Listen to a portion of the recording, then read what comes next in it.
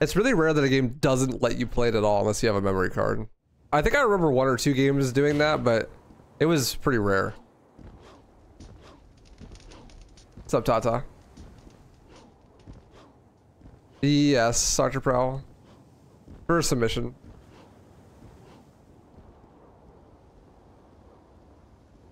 How's it going? It's going.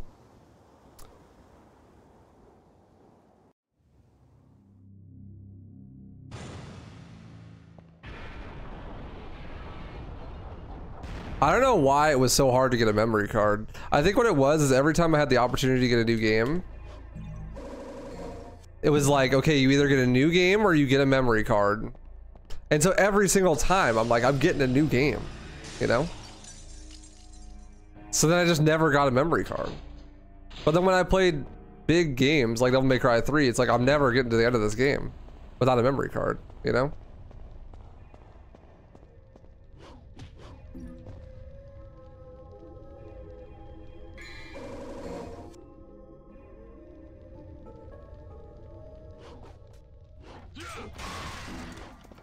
So I had to learn how to speedrun it just so I could beat the whole game.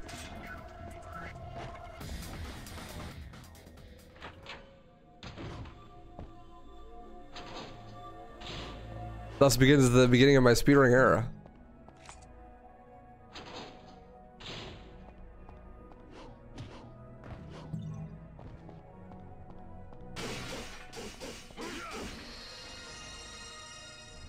Ever get a third-party memory card? Why not? I thought they were good. I have a bunch of third-party memory cards from my GameCube.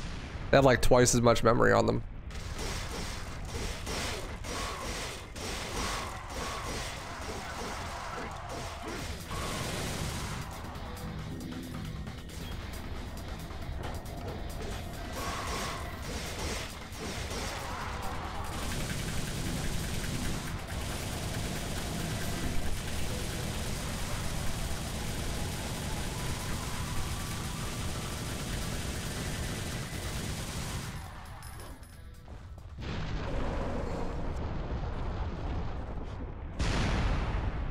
What's up, Slash? How you doing, dude?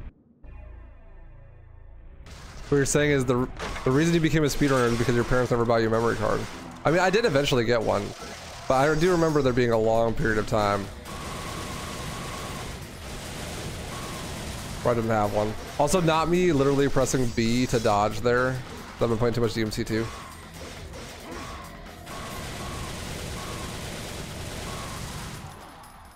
I saw the attack coming and I pressed B.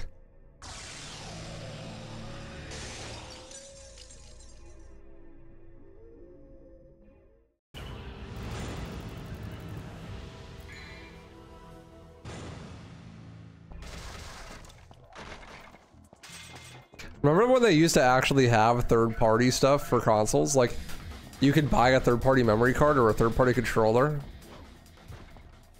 You could put like upgrades on your console. And now everything is proprietary.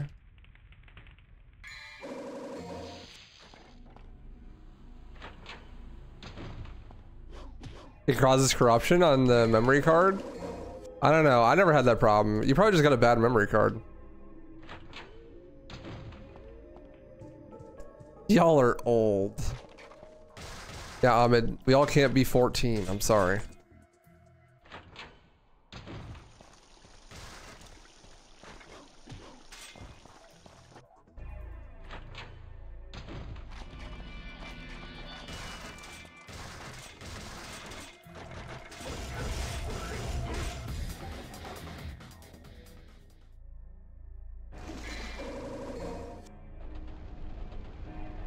Doing shit. Went to an apartment, front door, chip reader broken. Don't own a key, so I gotta wait for someone to come so I get into the building. Oh man, that sucks. Sorry, homie. Hopefully they hurry up.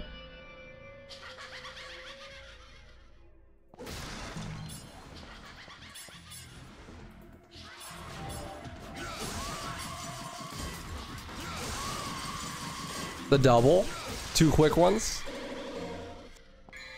Already know I'm getting there on the perfect line.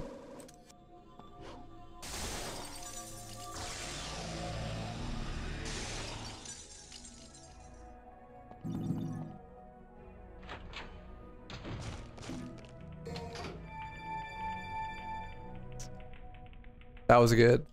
Too easy. Very good.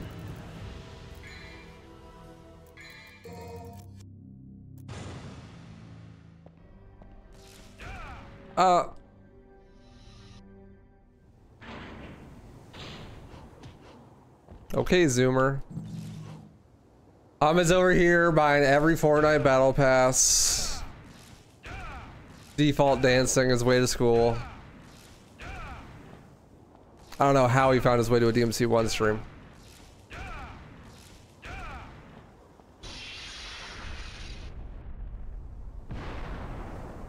How old was I when I first played DMC1? Probably like 5. My dad had it on PS2. It was one of my first games. It was either this game or Super Mario World. I can't remember.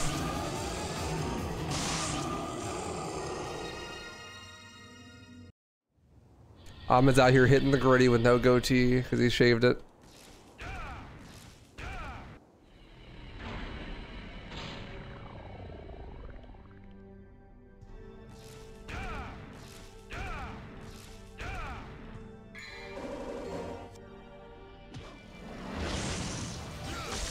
Kind of ironic because my dad was terrible at the game, so I had to play it for him because he'd never beat it otherwise. This is kind of a natural extension of that. Also, I've literally never seen that in my life. Can someone clip that? Chris, did you see that? Are you here? Bro, I literally got a ledge climb animation on top of Phantom. I don't know if y'all saw that.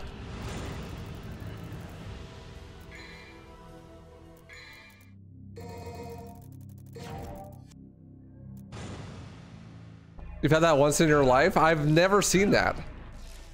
That can happen?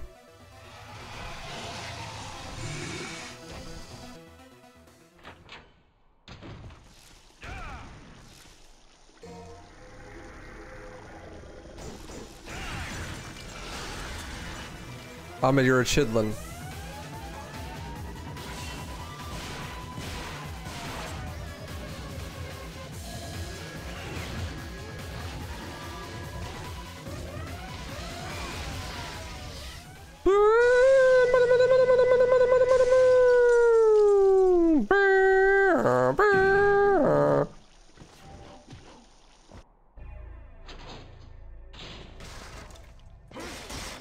Yeah, this is just a natural extension of me being like way better at the game than my dad and showing him how to play the game. Oh, don't hit me.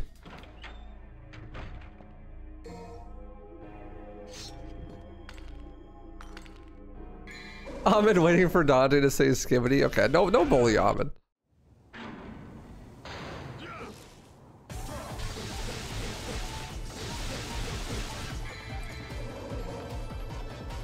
Although he does often say mewing and looks maxing. Okay, maybe you should bully him.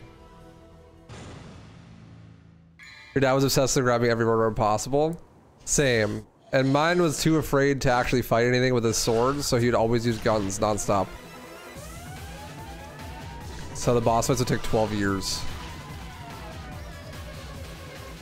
And he'd die a lot. Shadow, can you not be... Okay. Why are you like this?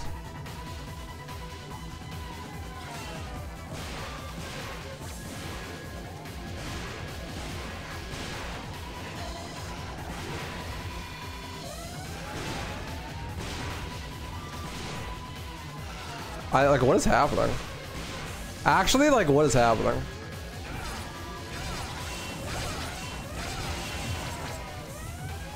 Like, actually, I can't get my shotgun shots off fast enough. I have no idea why.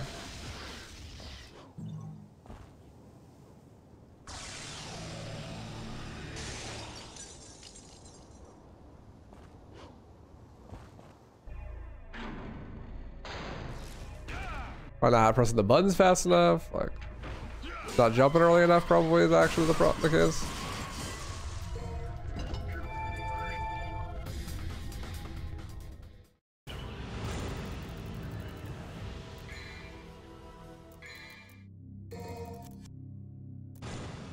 Oh well. Oh, that's right. I don't have enough DT.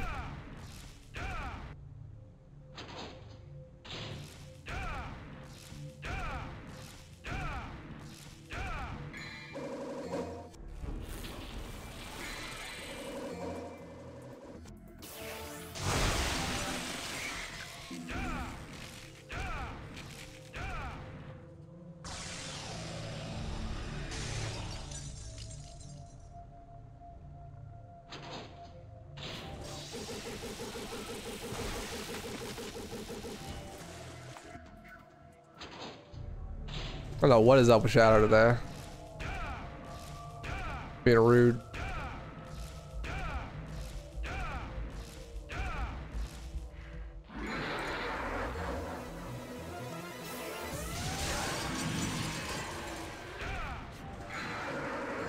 It's okay. Improvise, adapt, overcome. Become the adapter.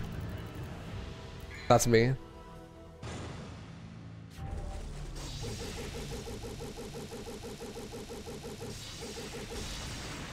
It's a chidlin. Child. You.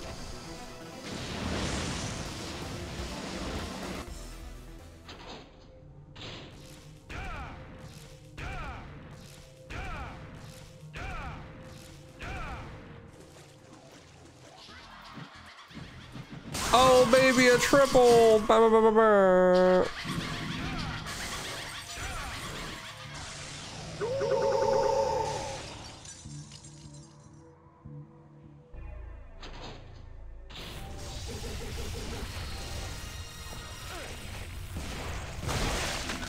Of course I got hit there. I drink coffee or energy drinks? No, I haven't drank caffeine in like 6 years. Too easy.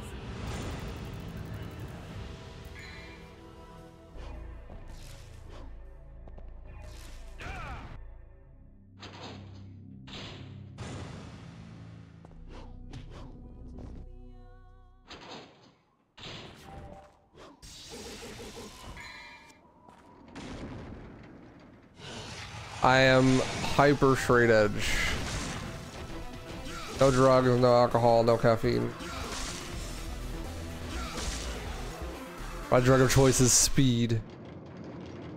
Any reason for no caffeine? I just don't like things that are psychoactive. I like having complete and utter control of my brain.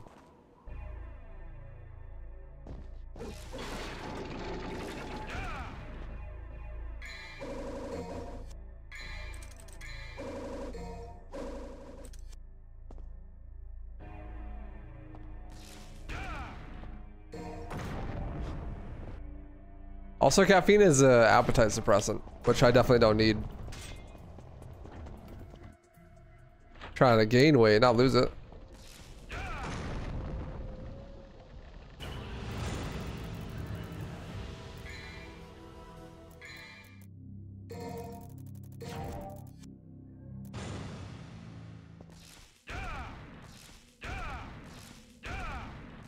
I actually had enough money there. I didn't have to do the extra menu I was planning on. It's interesting.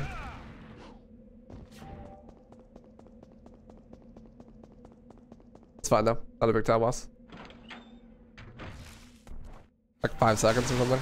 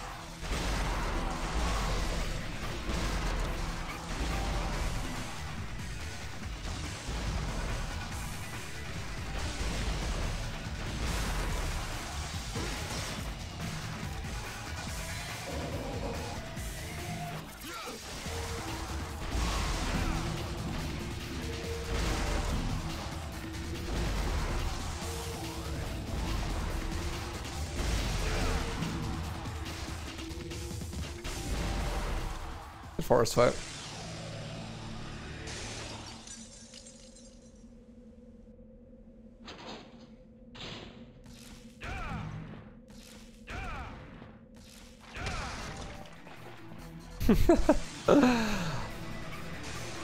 Yo, old man, thanks for the one, buddy.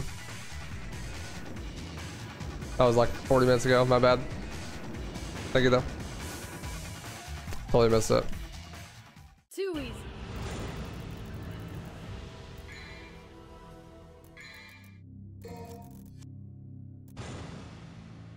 Okay. I just need to pick up the backup holy water on 14. My route will be perfectly fine.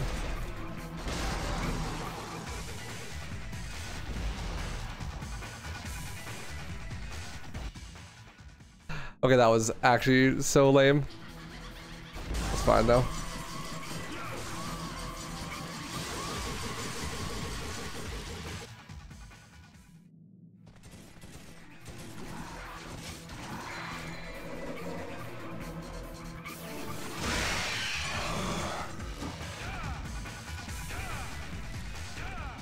Help you?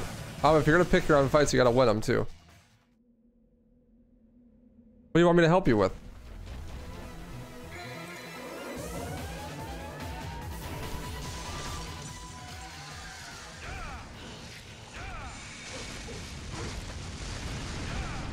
Why the 3 slashes?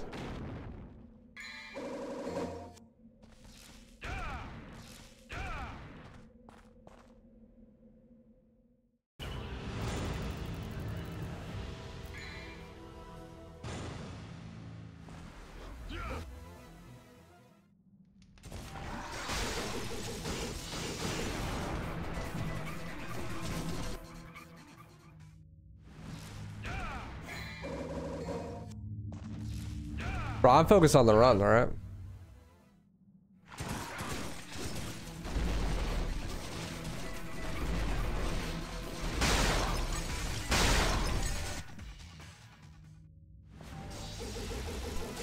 Bruh, I keep doing that.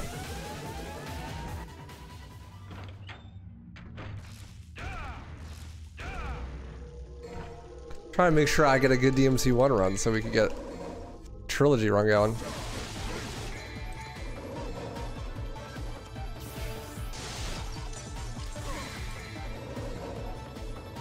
I wish I had splits to run against because it's hard to tell what the pace is without splits. I can't believe I made that jump, actually.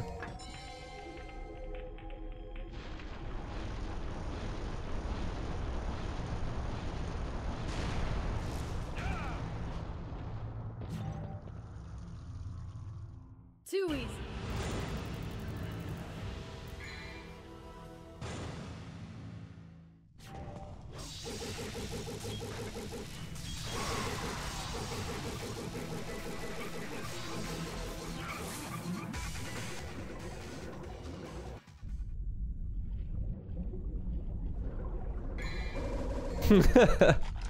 Alright guys, don't bully Ahmed too much.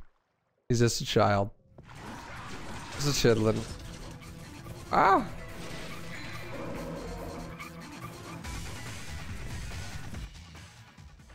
What's up, Scar?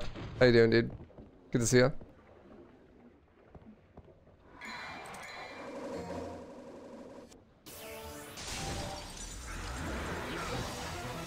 Bro, I missed it again? Wow. Okay, good backup.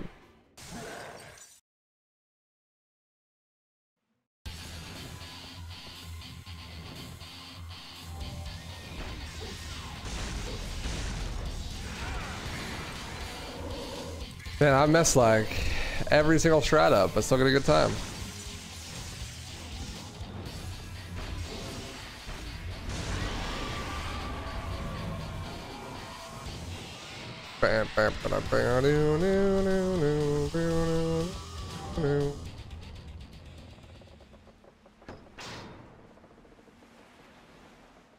Too easy.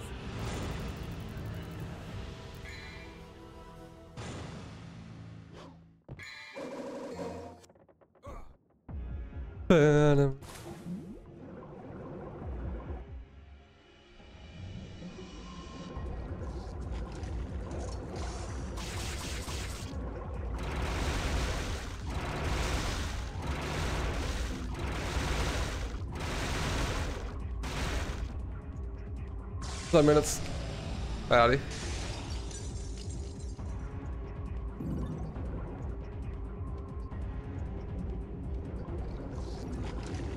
Please excuse my aim.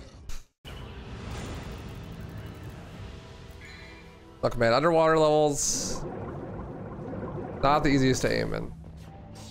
I can understand it.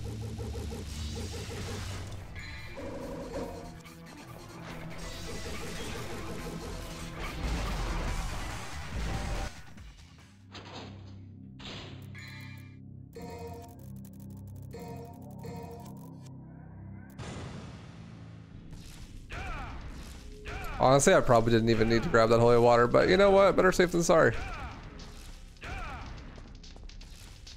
All good.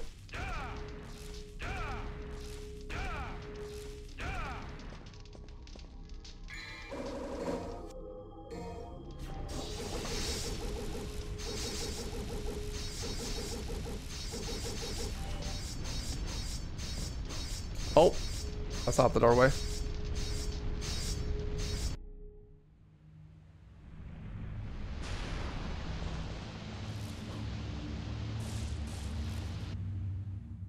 Yeah, yeet.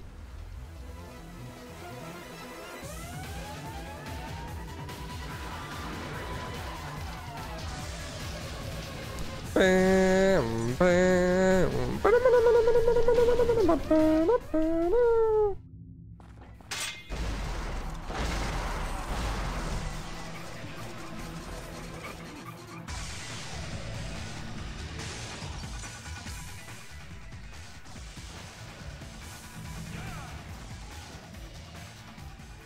Too easy.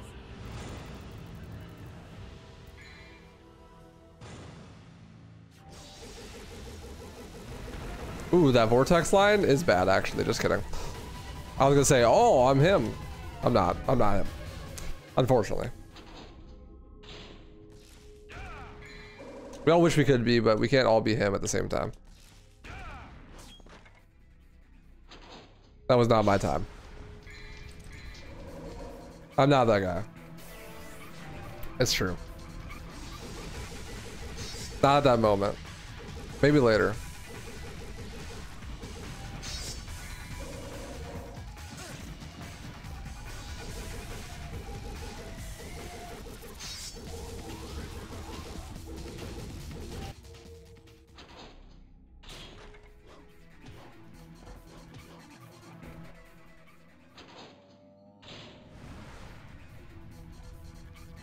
Give it a couple days and you'll have an absolutely insane trilogy run. Yeah, now that I'm a lot better at DMC2, it's very possible for me to get like a really good trilogy run. I already had a really solid one, but I was really held back by DMC2. Because of my previous trilogy record, I lost like 10 minutes over a good DMC2 time. Just because I sucked at the game at the time. But now I'm way better at it, so I can actually get a good DMC2 and improve the record by like at least 10 minutes.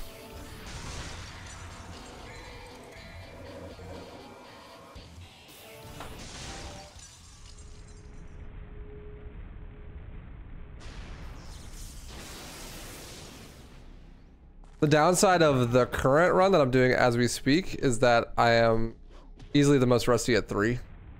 But the difference between my rust at 3 and my improvements at 2 should be pretty big. Too easy. No, there's no leaderboard for Trilogy at the moment. We were thinking about making one. There's a couple of problems though. Mostly just that console has a hard time playing.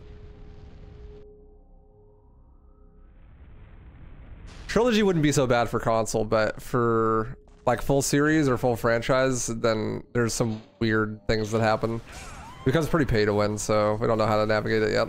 Hopefully we'll make one anyways, honestly. I think it's better to have it than not. Cause like DMC 1, 2, and 3, 1 and 3 do have load screens, but the load screens are consistent on consoles, so like you can remove the loads pretty easily. So there's not much pay to win there. But DMC 4 on console has insanely long loads. It has really long loads on PC, but they're way longer on console. And I'm not sure that they're consistent.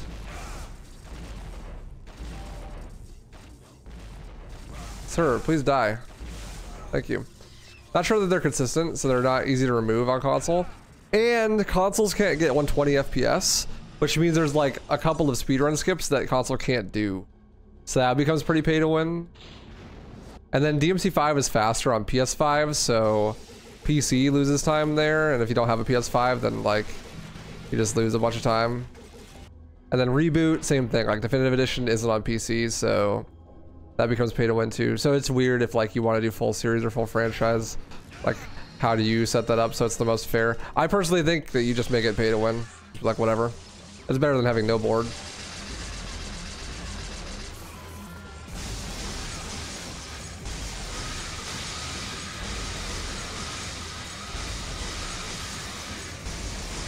Yeah, you can do Gigazip on console.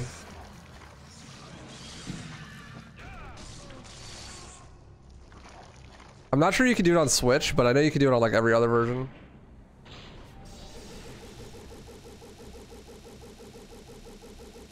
Maybe not PS2. I don't know if anyone's ever tried it. Too easy. Good 16.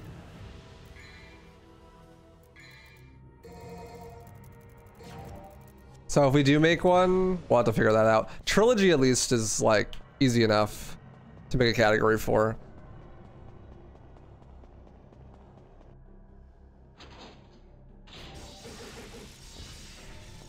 When I start running DMC3, maybe I'll talk to C. Mateus and help retime some runs and see if we can combine console and PC leaderboards. If that's something that people would even want. Why is DMC5 faster on PS5 than PC? Because Special Edition isn't on PC, and Special Edition is optimized for PS5. Special Edition also has turbo, so the game runs 20% slower on PC, and also has slower load screens.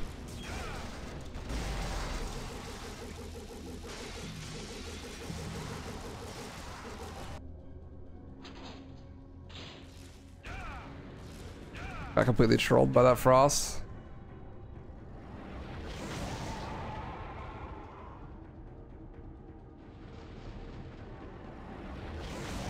So if you remove loads on DMC5 on PC, then you get like a 106, 107 for world record. But with loads added on PS5, the record is like 102. That's like the difference. So on PS5, it's faster even if you're counting loads, like removing loads for PC. Because the loads aren't that much faster, and also turbo, right? Like the game running 20% faster is huge. The 20% faster in an hour-long run is like, what, 10 minutes?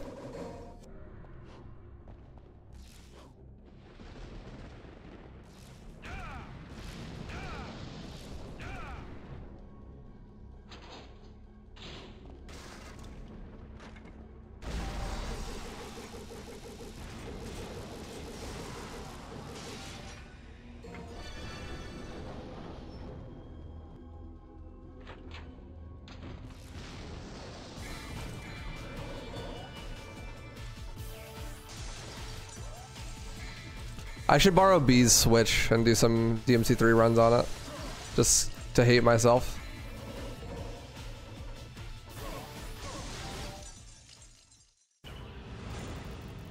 To inflict pain upon my own person. But then I could definitively test if Gigazip works. Because I'm pretty sure the only person who plays on Switch is Loogie. And they couldn't hit it, but they also have never hit it on PC because they don't have a PC. So I don't know if they just don't know how to do it or if it's because it's actually not possible. The theory was that the frame rate is too low on the Switch to be able to hit Gigazip. But I'm not sure if that's the case or if it's just a skill issue.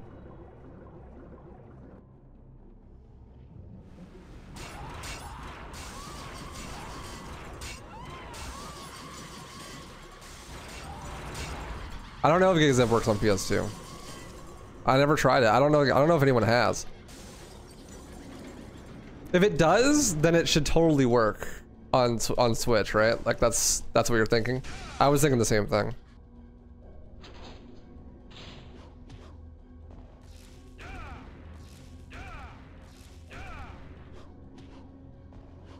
Hey, look, I didn't miss the jump that time.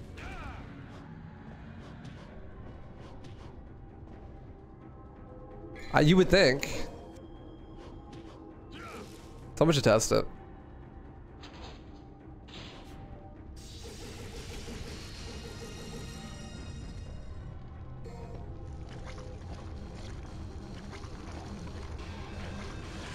DMC3 runs are done on turbo. Every game that has turbo, you run it with turbo.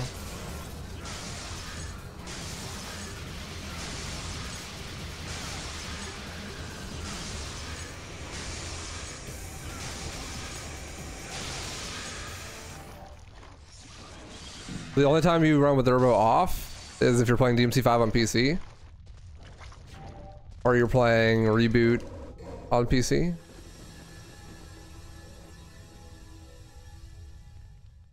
Too easy. Or Mission 7 in DMC4, you turn off turbo because there's a speedrun skip.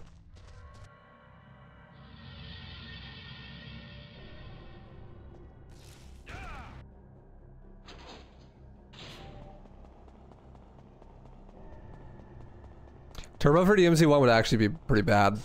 Just because the game already has trouble reading your inputs, so if you increase the run time, it's like even less likely that it reads your inputs correctly.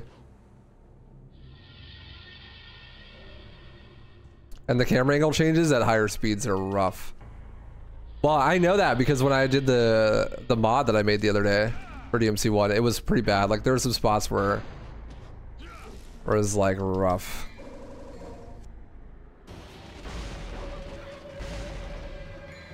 I didn't DT flash correctly there. How much harder is it with turbo? It's not really. It's just 20% faster. Doesn't really make anything harder per se. I think it's easier actually. Because when attacks are really slow, it's hard to parry them correctly. But when the attacks come out really fast, it's easier to parry because you just react instead of having to time it, you know? So I feel like DMC3 is easier with turbo on, at least for the speedrun.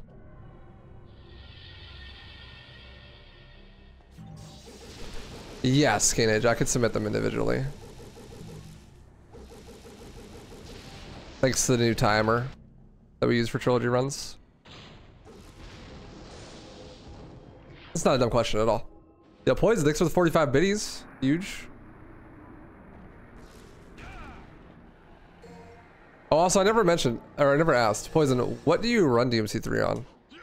Are you on console or are you on PC? Too easy. Because you said you got like a 220 cake, right? But like, is that with load remover or is that on a console?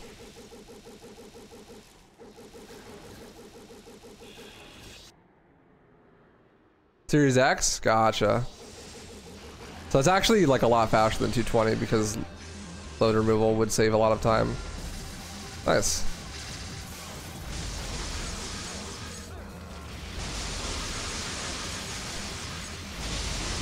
Oh, I'm getting my ass beat by Nightmare.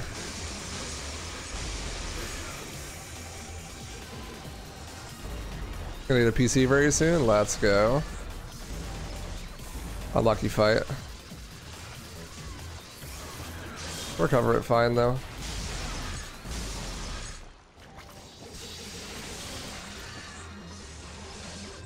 Points leaderboards on a DMC wiki? Yes. But it hasn't been updating. It's not set to auto update yet.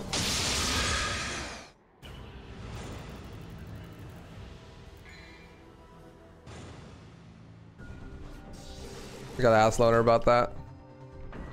Once he's done with his surgery, I'm sure he'll get on it.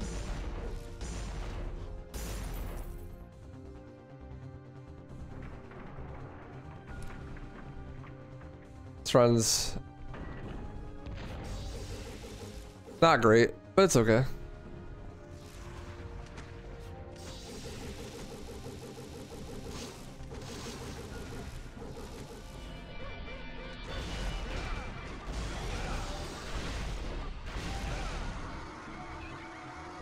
Nice. Really good nobody.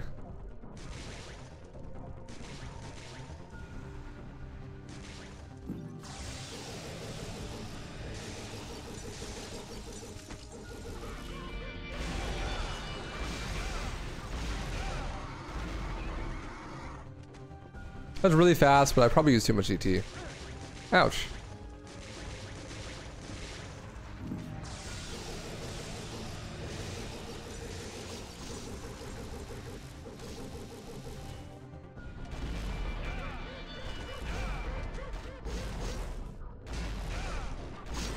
Thank you, Dante. That's what I wanted to lock onto, certainly.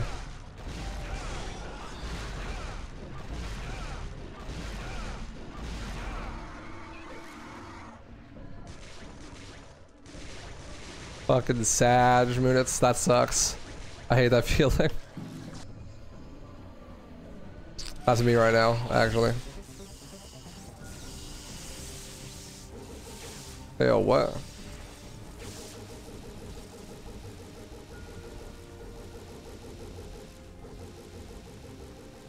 So tragic.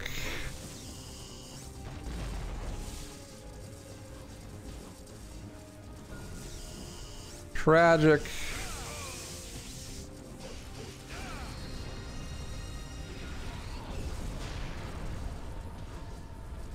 I don't know why Dante was locked onto the other one. I was really unlucky. Oh well. Here comes another 36. Still planning on running Lucia. If I can ever get out of Trilogy.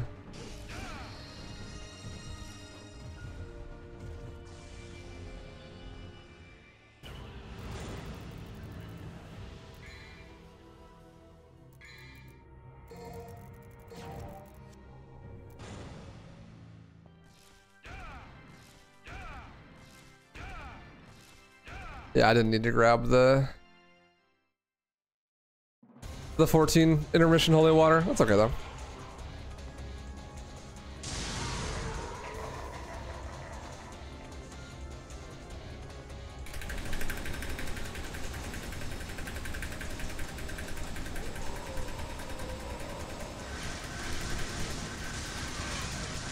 Bro.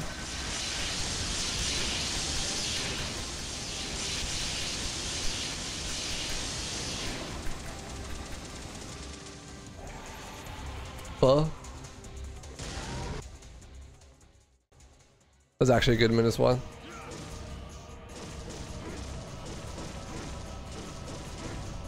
Good RNG, nice.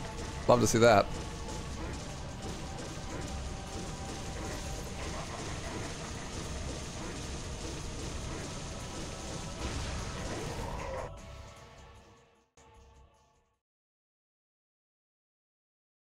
Too easy. They're really good Mindus. I have no mouth, but I must buh. Truly the horror of our generation. I like how we're returning as a society to hieroglyphs.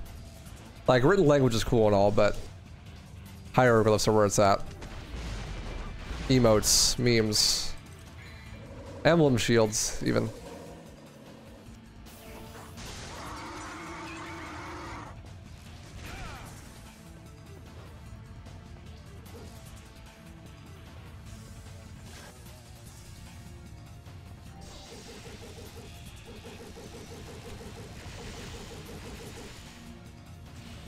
Ah, Jesus.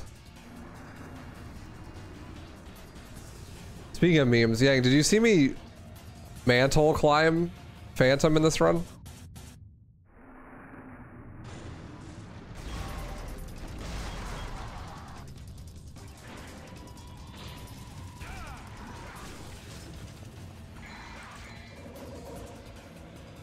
I literally did a ledge grab. Yeah, that's what happens when Cosmic Climb goes awry. I literally ledge grabbed and climbed up his back. I've never seen it in my life. Apparently Chris had seen it before, but of course he had. Yeah, on Phantom.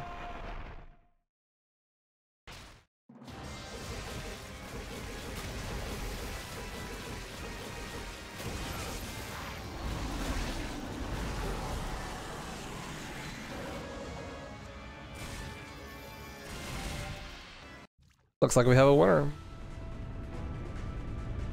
About the same as last run.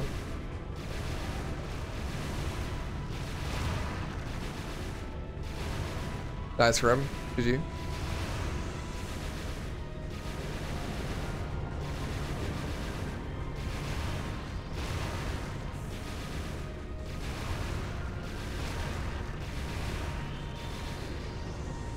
Yeah, like pretty much exactly the same as last run.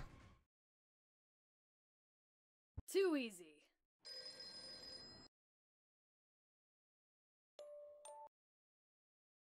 GG. Time for DMC2.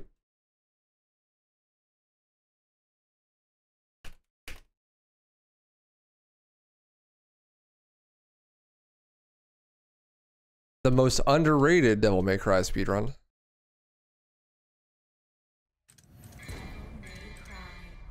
HD collection.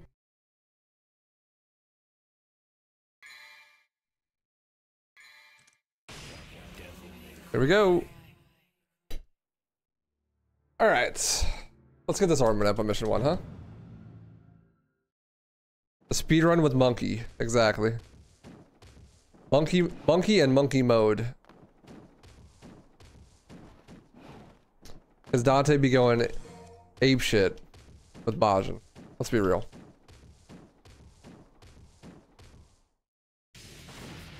All right, let's get this orb manip.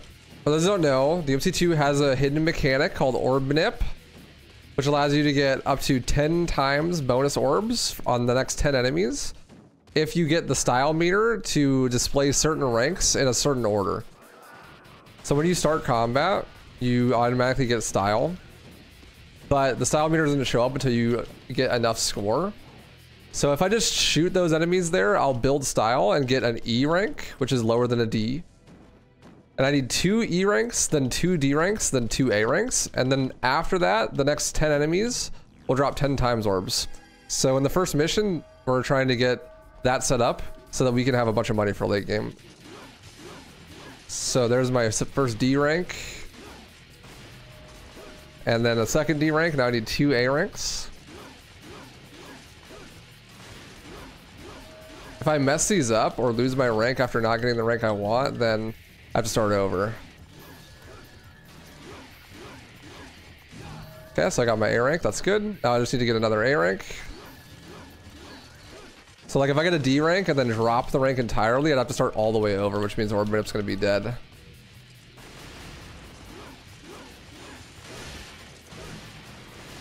Perfect, that's orb manip. So now the next 10 enemies I kill are gonna drop 10 times the normal amount of orbs. And that stacks with the amount of orbs multiplier that you get from killing enemies at higher style ranks. So you get more orbs if you kill enemies at higher style. And so I'm gonna try to build my style up to an S rank so I get the maximum possible orbs for the next 10 enemies. And then now my goal is to just kill the next 10 enemies with the S rank still. And then collect their orbs because I will get a ton, 10 times, to be exact.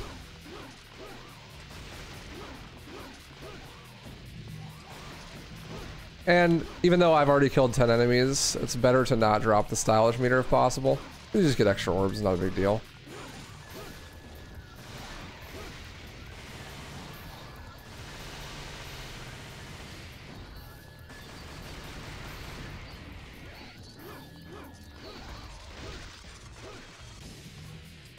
Really good combat encounter.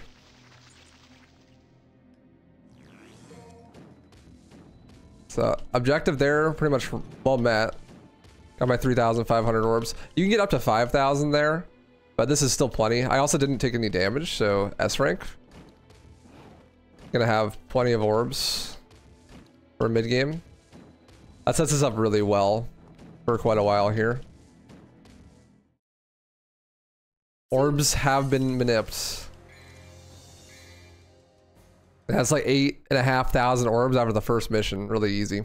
That's gonna let us buy the Rebellion upgrade. And this game, instead of buying moves, you just buy straight damage upgrades, which is pretty lame, but it's very useful because you know, increased damage is just good. And it also stacks with some other stuff we'll do later. So we'll just be completely eviscerating bosses in no time flat. We do Orb Manip twice in the run. First on mission 1 and then again on mission 7. So we won't see it again for a while. But that's an auto scroller then, so we have plenty of time to set it up. Second mission really doesn't have too much going on, but we're setting up for the third mission, which is where the really cool stuff is going to start happening. Yeah, exactly, Yang. That's the idea. Because my PB didn't get Orb Manip on mission 1 or mission 7, so it's not really the best for a GQ submission for DMC2 at the very least. And I'm planning on submitting Trilogy. This is the worst RNG. It's gonna cause me to get an extra cycle.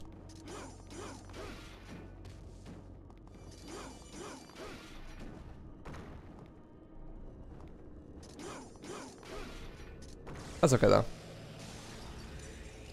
This game has a lot of RNG, but it's all stuff that's adaptable, except for that. Right there, if that happens, then you just lose like 5 seconds. It's kind of funny, actually. But we will see in the next mission why things can be a bit random and how you have to have some on-the-fly adaptation to get going fast in this game. Very edge of your seat.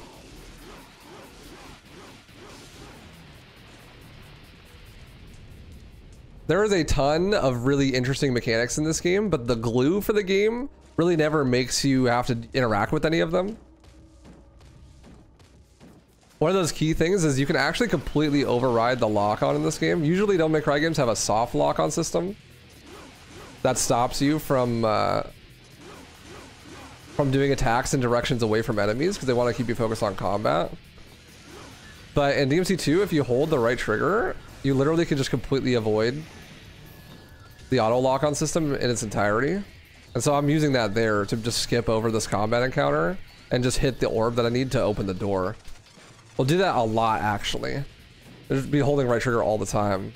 That makes it like way easier to interact with some of the environmental stuff and be able to skip a lot of enemies. A lot of people just don't know that that's a thing. It's never explained anywhere. It might be like in a guidebook or something, you know, like in the manual of the PS2 version of the game.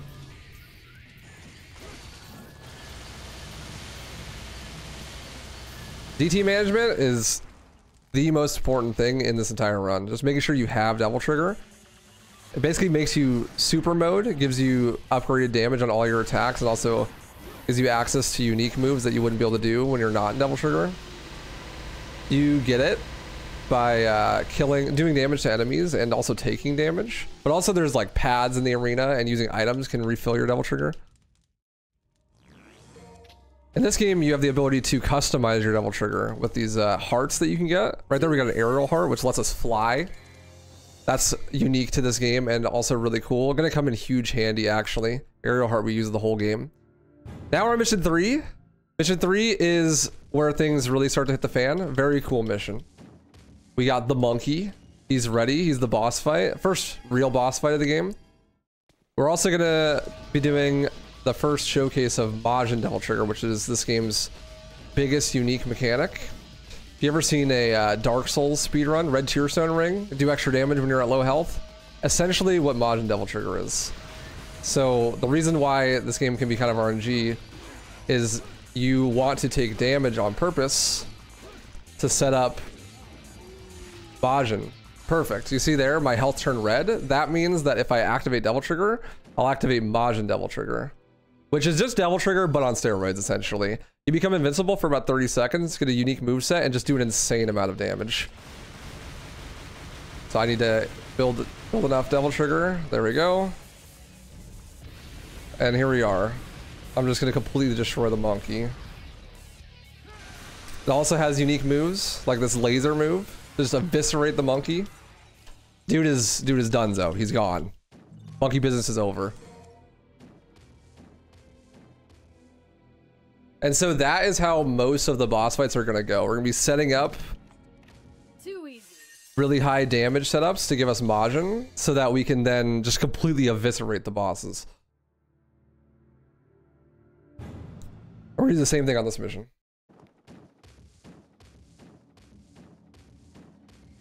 That is something that most people do not even know exists in the game. So when people see that, they're like, whoa, that is so cool.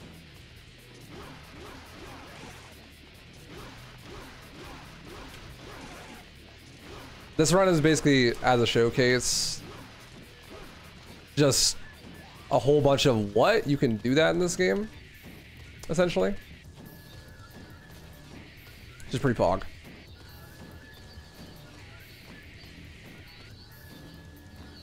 Here we are normally supposed to go into this room back there and kill a bunch of enemies so we can grab another double trigger heart called the quick heart. Quick heart, actually not very quick. Rolling is faster, or well, if not faster, it just like is more useful. We can actually just make the timing here and roll underneath the gate without getting the quick heart. We just skip that whole section of the level and just head right to the boss. Really fortunate boss for Majin users because it does poison, and you can just jump on top of it and let the poison tick away at you while you set up Majin. Gotta be a little bit careful here because I can get bad damage cycles. Like, which I did, unfortunate. That's okay. There are tons of backups, so in case you mess up the damage cycle and die, it's all good. That was because my movement was slightly bad, so I ended up getting here a little bit late, and then the damage cycle was slightly off.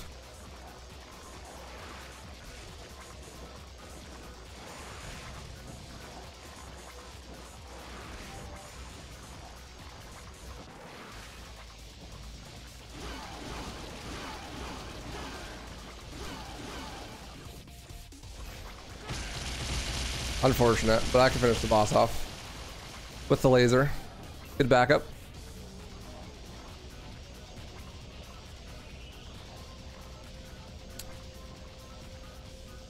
Good backup. There are actually quite a few gold orbs or revives just like laying around in the level, and so we'll be picking those up for safety. Deaths actually don't lose that much time unless you get a really unfortunate scenario. All right, here we are, mission 5, the most infamous mission in the game. DMC2, very infamous game, primarily because of this mission. Thankfully, with some new strats and some smart approach, we can make it pretty mellow, actually, not too bad. Can manipulate these dogs to jump in the corner here so we can get nice sword hits on them. Because people like to clown that this game has really overpowered broken guns. But honestly, the guns are not even that strong.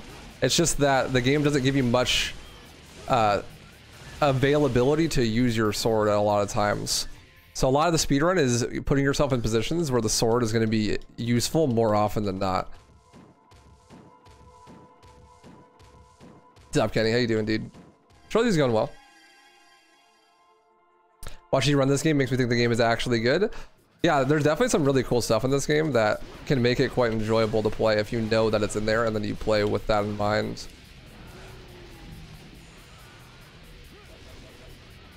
Oh! Quit with the dodging, goat! Come back! Thank you. Give the Puya the blicky. A good example of that is like these Puyas, right?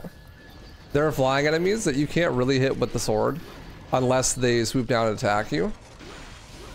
But you can make that happen like I just did there so that it becomes a possibility.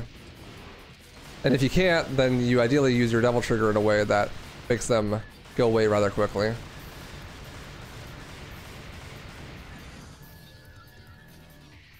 The big meme is incoming. Infested tank, infested chopper, the XDD of the run. Actually has quite a good strat for it though, especially the chopper. Goes down really, really fast. We recently came up with a new strategy that removes all of the RNG from the actual boss fight. So now it's just super fast every time. But the tanks here can either be the most insane snipers ever or complete bots that do nothing. It seems like we are on the bot phase, which is great. Trying to build up DT on this first tank here. You see it's got an eyeball sticking off the top. Resident Evil fans delighted to see the eyeball back again. Of course, it's a weak spot. So we're trying to hit the weak spot as much as possible here.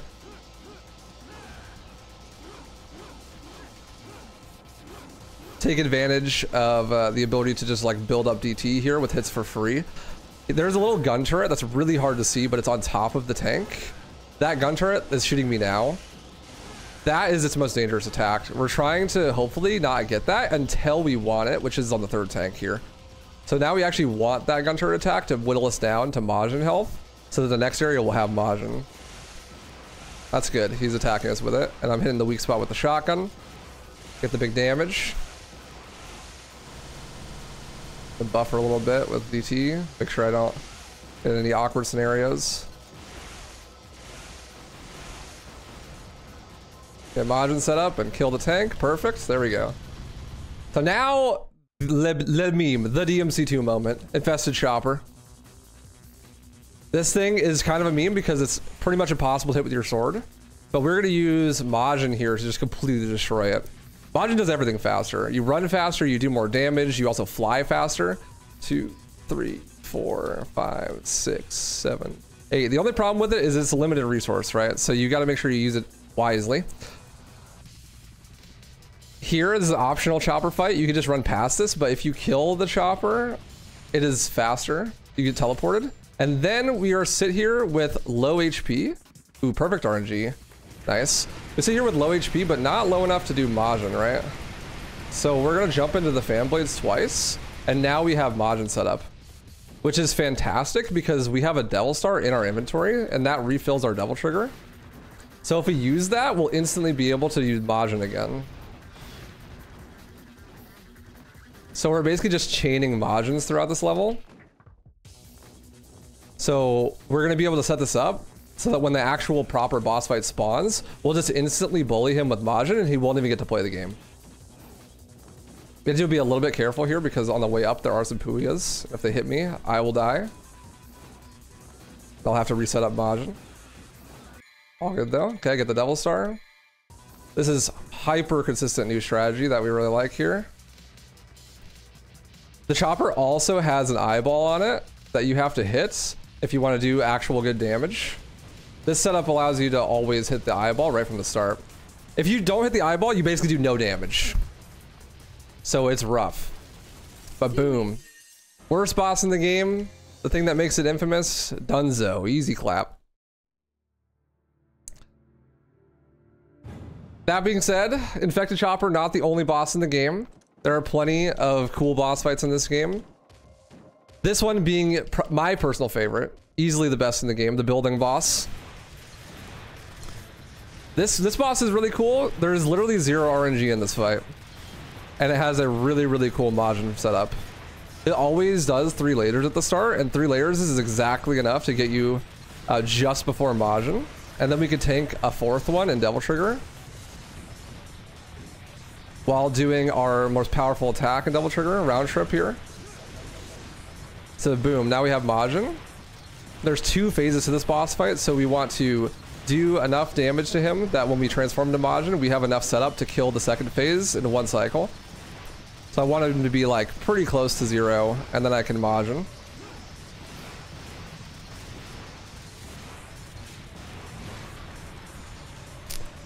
Then we have a pretty particular setup here. His spinal cord, it's the weak spot. So I gotta hit the spinal cord as much as I possibly can. If I miss, then I'll do way less damage. I got all my hits though, and then really difficult. This move is called Doomsday. It basically kills everything in the area, but you have to press X and Y on the same frame. If you press them even slightly off of each other, you'll miss it, and then you'll just like shoot a fireball or something. This is actually really difficult. I have to like move my whole ass hand to like a claw position, like I'm playing on keyboard or something. But there we go. Now we're kind of in the mid game. We're in the bread and butter. We got past like the early scary parts of the run, but the orb route looks really good. Got through those big boss fights. We have our We have our gold orbs still that we picked up on the last mission. There's another one here. Unfortunately, they don't stack, but that will give me an extra 1,000 orbs, which will just help with the money route.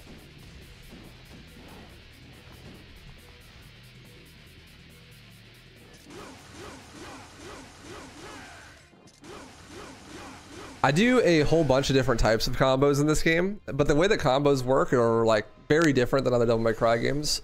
Normally you have what are called pause combos, where you like change the increments to where you press the attack button, like the speed at which you press the attack button one after another to get different combos.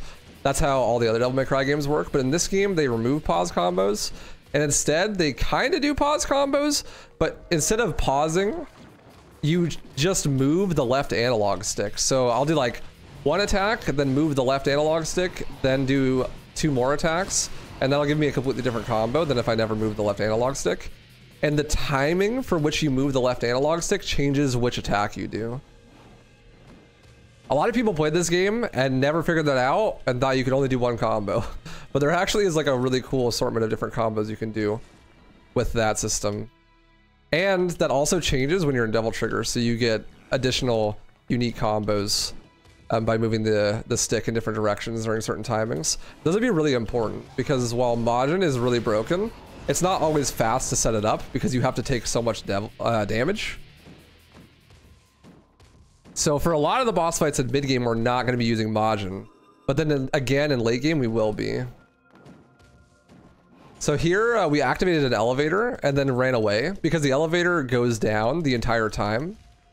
So right now we're just waiting for the elevator to get to the bottom. And while that's happening, we can go around and collect some stuff. We just collected the flame heart. That's going to get rid of the electricity heart. Flame heart is way better than the electricity heart.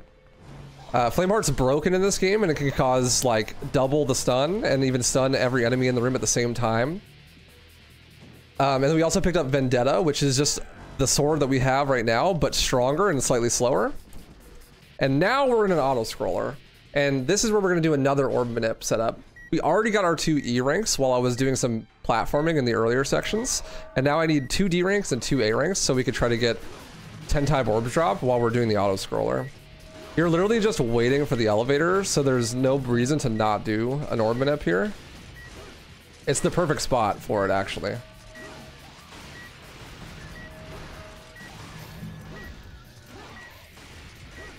I have to be careful though. I don't want to accidentally get an S rank. There we go, A rank. Because that would ruin the orb manip. If that did happen, it would totally be okay. The orb route is pretty free here. Oh, see like there, I accidentally got an S rank. That's fine. So now my backup is to just... I won't get the 10 times orb drop, but I will get the increased orb drop from having an S rank. So just keeping the S rank for the rest of the combat encounter is good. That'll be plenty. Especially with hitting orb manip on mission 1. I definitely want to at least hit one of these 2 orb manips, but if I miss one of them, it's not at the end of the world. And there is backups if I miss both.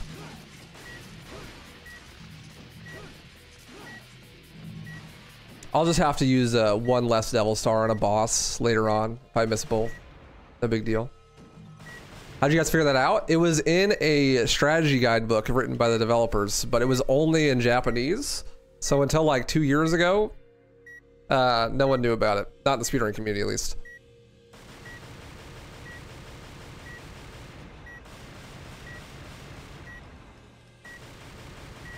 So yeah, even though we did that combat encounter, we're still waiting on the thing. It's just an auto scroller. And then we're gonna be waiting down this elevator to go up to the top. Got these butterflies. Who are the bane of my existence, the lava butterflies.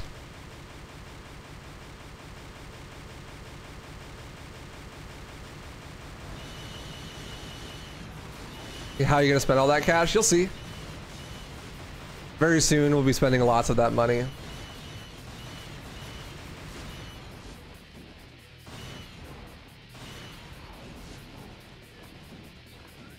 Hopefully I get the S rank here. If not, it's not the end of the world. It'd be nice. I did, nice, okay. That's trying to give us a little bit of extra money there. That'll help. So now we're gonna fight the bull. This entire boss fight is literally just this bull fight. And I'm gonna show you guys what Vendetta can do. I upgraded Vendetta and got a purple orb. Purple orb increases your maximum devil trigger. And the Vendetta upgrade makes it do more damage. The really big thing about the purple orb increase is that it also fills your devil trigger. So at the start of the mission, you just have full devil trigger. Here we're gonna do Million Stab, which is one of those sideways attacks that I was talking about. But that one's really fun because you can deactivate DT and then have the extra hits happen without DT. And that will cause it to build more DT actually. So you are routing it so you get a lot of devil trigger back. And then round trip there is absolutely busted. Round trip, especially with Flameheart doing the extra stun, you can stun lock a lot of the bosses to death. The only downside to doing round trip, which is that air attack, which by the way, you can only do if you have aerial heart equipped, which is part of the reason why we still have it, is that certain attacks eat up more devil trigger than others. So like a normal combo string eats up like almost no devil trigger, but doing round trip eats up a big chunk of it. So we didn't just round trip the whole time there, because if we did, we'd run out of DT before the boss died, which is slower than doing a little bit of extra attacks with slower damage output and keeping DT the whole time. It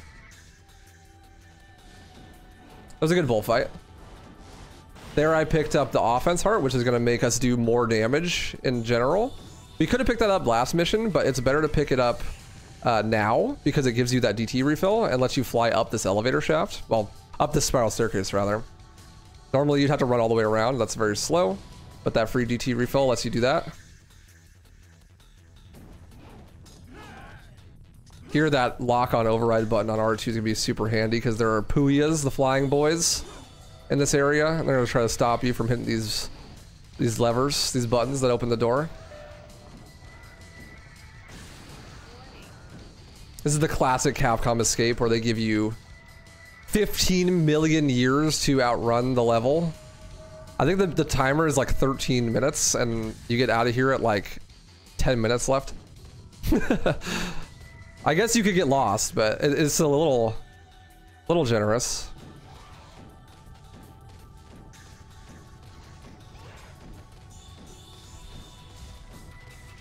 In this room, there is a current of air pushing in the opposite direction, so it's faster to roll than DT run. But normally it's faster to DT run than a roll. And that's the mission. It's really short. Too easy. Mid game gets really fast. A lot of the missions are super short and are literally just a boss fight. Like this mission is pretty much just a boss fight. The Moth boss fight, Mothula. Godzilla's homie hanging out in DMC2 apparently. Before we can get there, I gotta press 2 of these buttons as normal. It seems like the game doesn't know you can press R2 as well.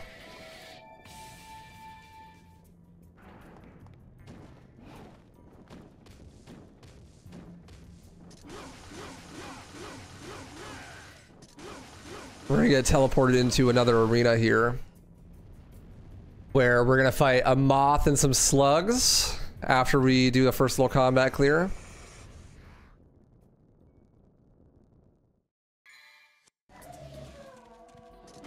Gonna beat up this savage golem, show him who's really the savage here. It's not him, spoilers.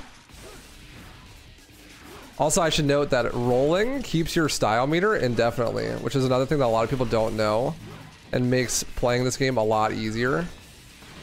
Because when you know that, then it's a lot easier to chain together style ranks. And that's really important because it gives you more orbs, but also it's good for your ranking bonus. Alright, so here's the actual moth boss fight. I'm gonna get Eden here to set up Majin. When you take damage, you actually build double trigger, right? And this dude can just munch on me all day until I'm at low health, and then I'll break out, which will kill the moth or kill the slug, and lets me instantly go into Majin. Rather than I can use my Majin to just destroy this dude, and hopefully use my laser to get a couple of kills on the larva here. I am gonna use my Vital Star to heal back up because the larvae are gonna be here. Man has 1 HP, please die, thank you. Now, this is pretty RNG. We're hoping that the larva will come and eat us so that we can wiggle out instantly and kill them, because that is the fastest way to kill them unless you have Devil Trigger. The amount of larva is random because the moth can just spawn more.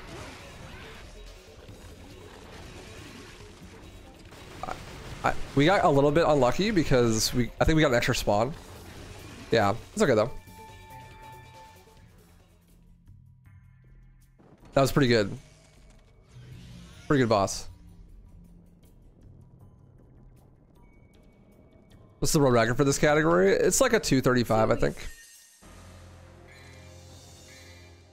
This run should be record unless I have like a really bad DMC3. All right, mission 11. This is where we make a big buy. Get to the purple orb. And 2 smalls. The purple orb is going to refill that Devil Trigger again, but also give us more max Devil Trigger. We got a lot of DT now, which is going to be super useful. Call this level Dantiana Jones. Don't stare at the floor for too long in this room, otherwise you might get vertigo. But looking through a kaleidoscope.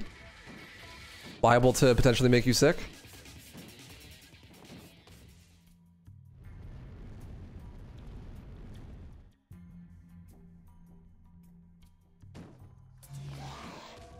Now waiting on Doomsday as the final hit to kill the larva. The larva actually do not take damage on the HD collection version. Unless they grow up. You can kill the very first larva, but all the other ones just don't die. For whatever reason. On PS2 they can die and you can get a much faster fight there, but on HD collection they don't die.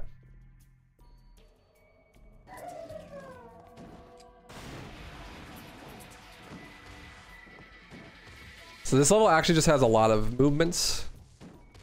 You get chased by this boulder. That's why I call it Dantiana Jones. He doesn't have a hat to forget though.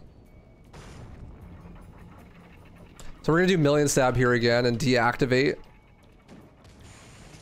so that we can maintain our Devil Trigger as much as possible, but get the extra hits in to break that door open in one cycle.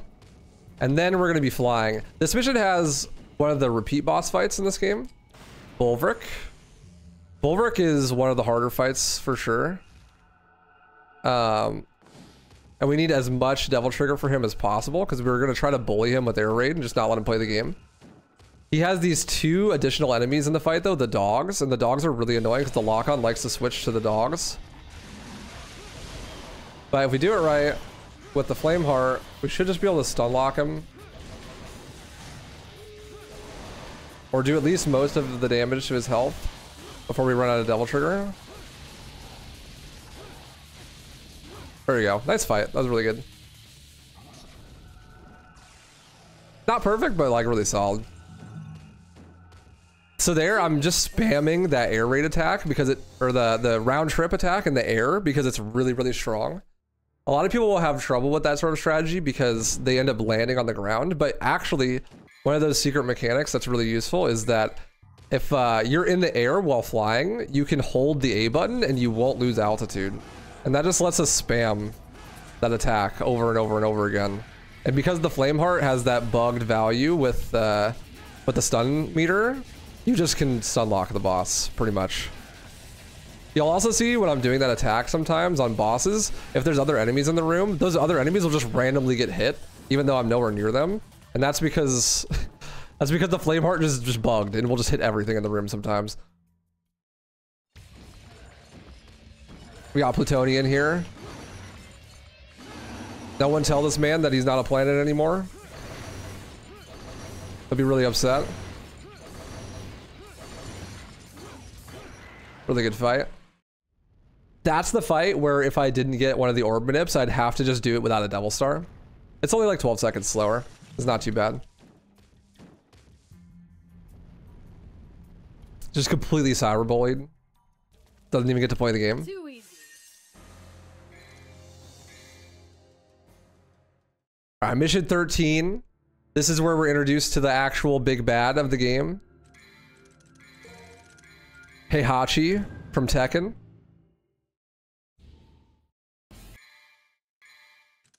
Ironically, The best strategy is literally just a spam stinger. This is like your casual playthrough, what you do when playing DMC for the first time. Spam stinger. Literally the best strat for this fight. Goodbye, sir. I'll see you in the next tag tournament. He's donezo. Just poke him with the pointy ends. Alright, now that we're on mission 14, we're actually going to switch off of Flameheart and into Electroheart because Flameheart uses more DT than Electroheart, and we want to maintain DT here. And the boss fight on this mission is going to be fire-based, and we're not going to have very much DT for it, so we want to make sure that we can just mitigate that. And also the bug on Flameheart makes hitting these really bad. These things are really annoying and are in the air here.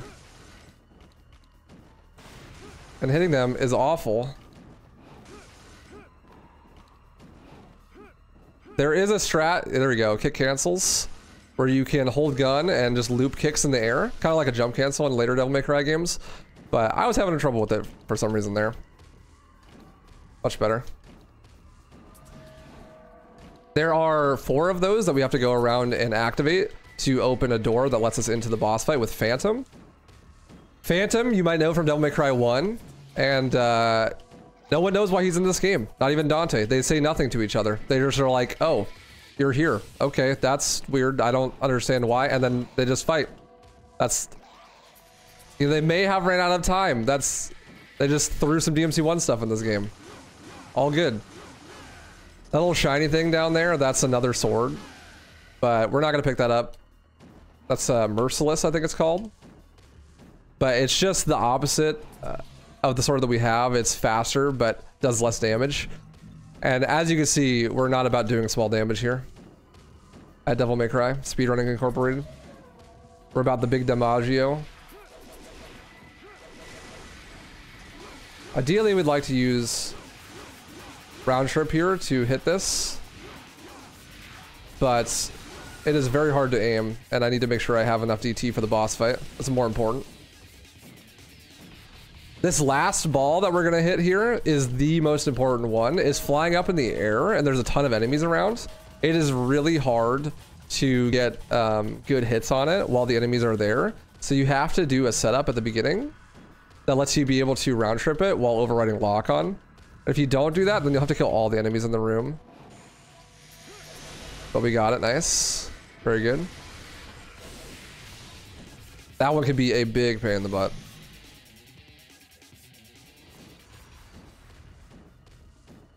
And now we have Phantom. And we're all just going to be very confused as to why Phantom's in this game. Both Dante and Phantom. Both confused. Very RNG boss. Lots of different attacks he can do. But not a huge deal. That's why we have the Devil Trigger, so we can just tank through his attacks when they come out, because they're pretty unpredictable.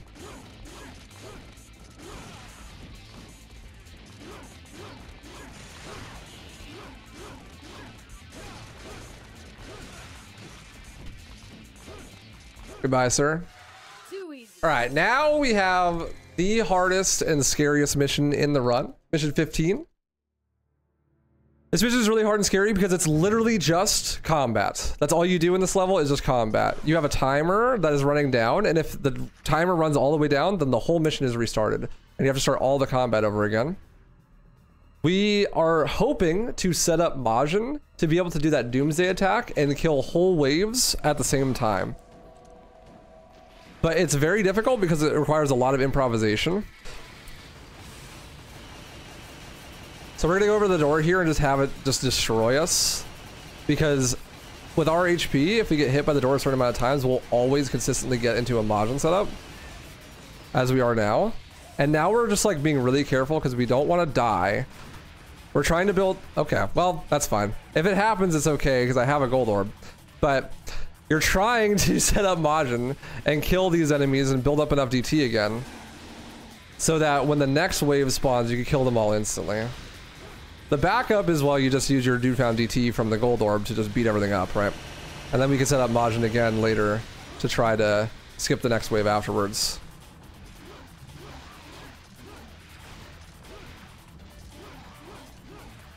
There's a mechanic here that not a lot of people know about that I was planning on trying to use there, but since I died, I don't need to. When you have higher style ranks in this game and low health, you actually have a higher chance for drop rate for both green and white orbs. And white orbs give you more Devil Trigger. So what I was trying to do there is build up my Devil Trigger. Or build up my style rank rather. And then kill a bunch of enemies with that high style so that they'll hopefully drop a white orb. So when the Majin runs out, I'll be able to instantly kill these enemies with DT like this. But obviously, as we see, that's not necessary because I didn't end up having the Majin.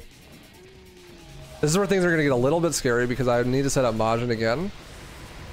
But I don't have the perfect health setup, so I'm going to have to improv a little bit here.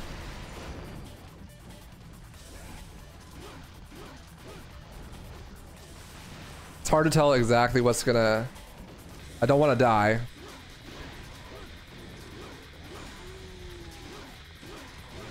I think we're gonna have to forego Majin at this point because... Oh, maybe not.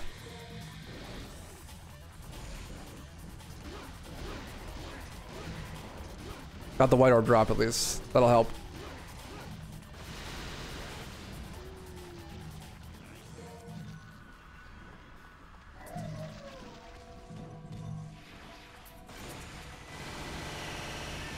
That was Majin reserved for bosses only? No. It saves a lot of time on this mission. Do you see that in-game timer there? Was that 20? Too easy. You can, if you get a good Majin setup, have that be at like 120 when you are done with the level. Anything. So, because I died and didn't get the Majin setup, that mission was pretty slow, but all good. No worries. Still plenty of Majin setups and stuff. It's not like if I miss that, then I won't showcase any Majin. Also, I was considering maybe doing a strat if I get a really good orb route, where I could just use Devil Star there to guarantee that I get the Majin setup. Have to lab it out still, but...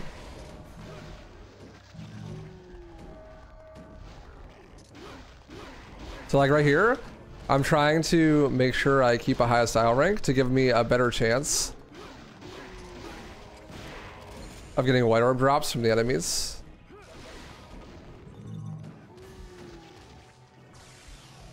Alright, mission 16. Second most important mission in the run, I would say. There are these auto scrollers on this mission right here. These elevators, there's going to be 2 of them. There are auto scrollers, we're just waiting on the elevator to go up. And there's a bunch of enemies, and we have full health. So you know what that means. We're gonna set up Majin here.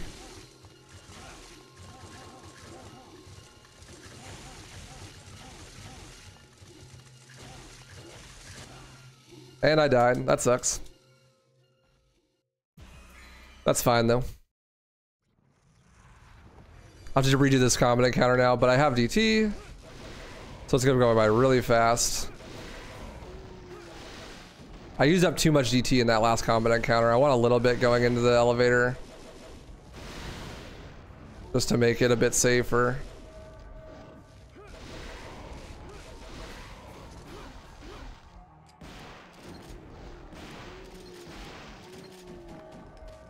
Oh, one more goat.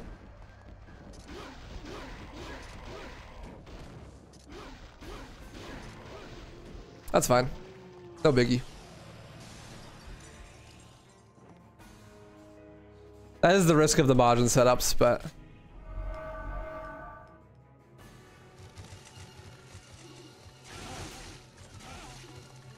I got really unlucky and got knocked over there.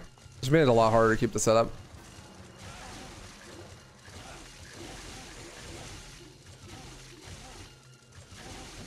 There we go. Got the red health. That means the Majin is good. I can't kill them because they could drop a green orb, which will completely ruin the Majin setup. But I can kind of get them stuck on one side of the room. Oh, the elevator is there. There we go.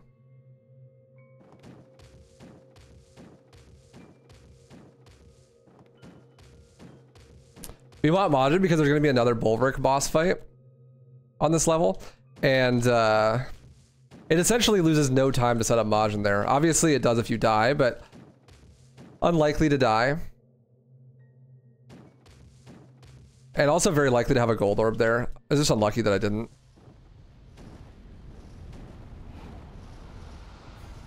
Platform through these balls.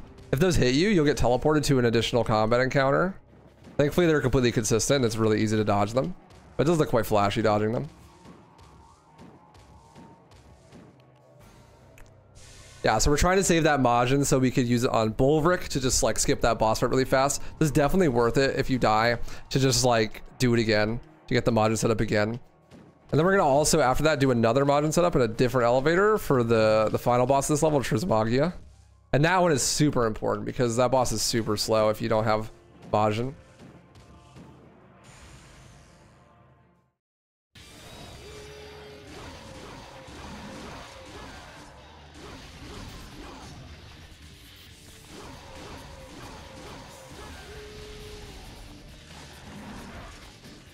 Go grab the green orb.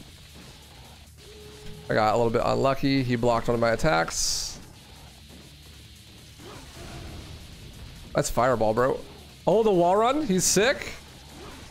There we go. Goodbye, sir. The camera angle in that room is bad. I think that's the technical term.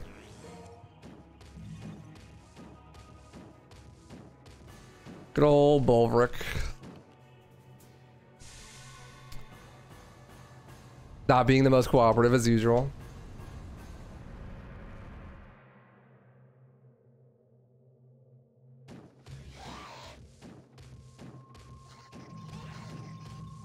Alright, here comes the next elevator, and then Trilogy, and then we're coming up at the end of the run. There's only 2 more missions after this. This game has only 18 missions instead of 20, which normal DMC games have. And the last 2 missions are literally just boss fights, so they're really fast. I kill the Abyss Goat there. Then we're going to be setting up Majin here. This one's a lot safer to set up Majin in because you can just have 3 dudes here.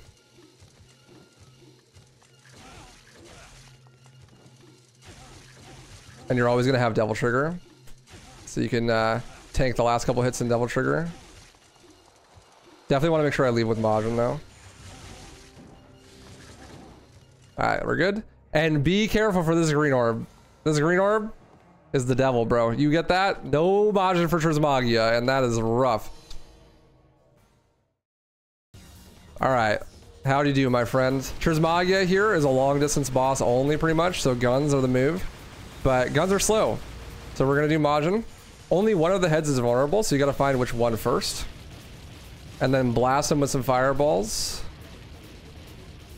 And then boom, laser. When he runs out of HP, he is always going to do this attack, which we just have to dodge, and then the boss is over.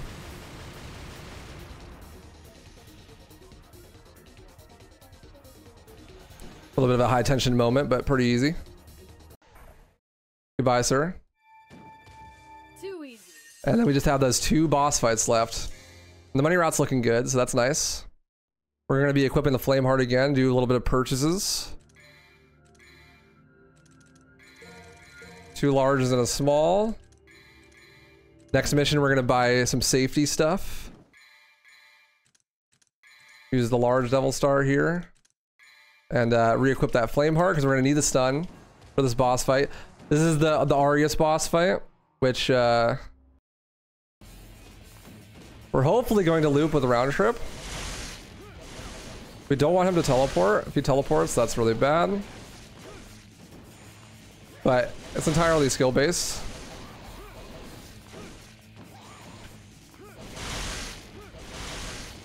And I'm just better, so goodbye, Arius. Too easy.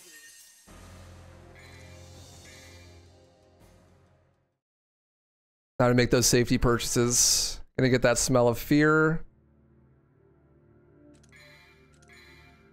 The Vital Star. For the final boss, which is just an amalgamation of a bunch of other bosses, all pushed together. We don't have any Devil Trigger at the start of this fight, so we're actually just going to die on purpose to refill our Devil Trigger. Because we don't want to start the fight with Majin.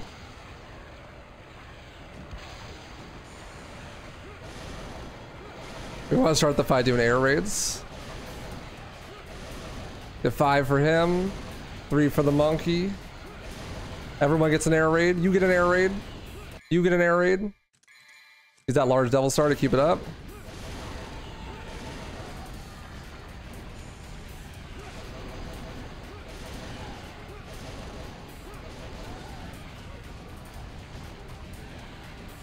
Now here we're gonna do something a little more complicated.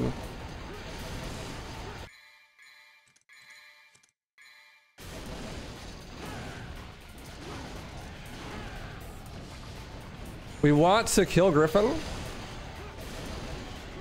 but we want to have Majin for the next boss fight. So we want to set Griffin up to low health and then get Majin HP and then kill Griffin.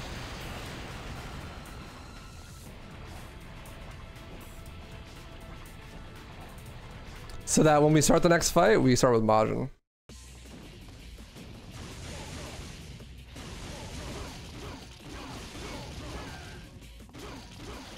So we don't let Despair play the game.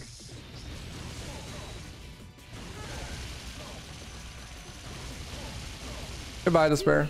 GG. That's DMC2.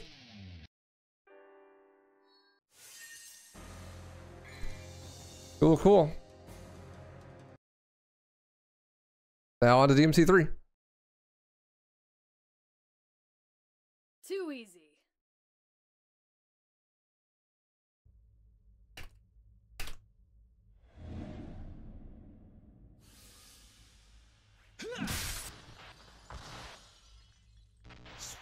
Gonna update my OBS. There we go.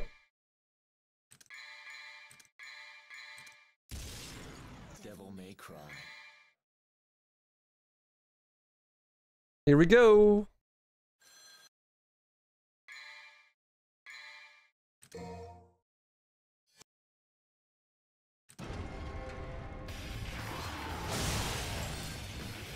The GOAT. The GOAT of the series.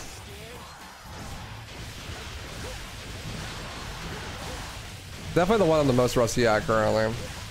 But I should still consistently be able to get like a 107. Even without Gigazip.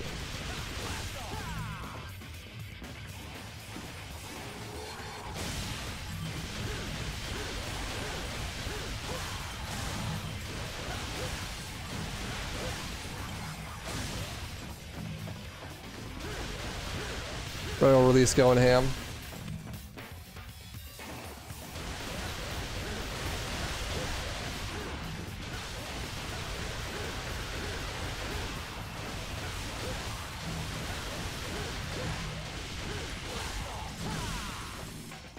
Queen.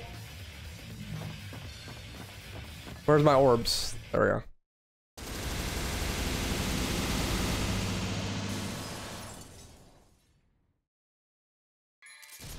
Nice, got my S rank. Feels good, man. Worried about how Beowulf is gonna go and Virgil? Nah, we'll be fine. This is my baby.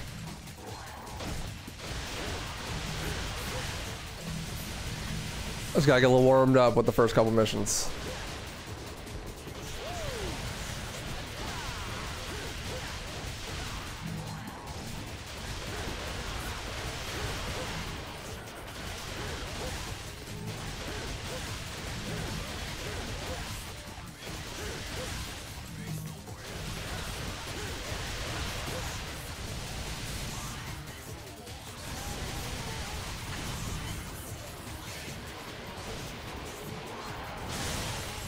Nice.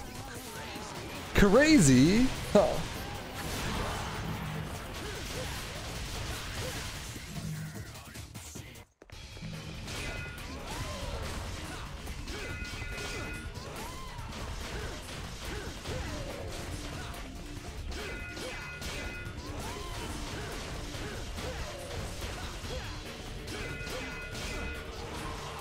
Later. Oh! How am I attacking so fast? I'm canceling the recovery animation with Royal Guard, which lets me just loop the first 2 attacks of the combo over and over again.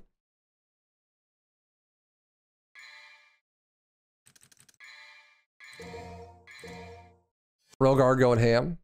For real.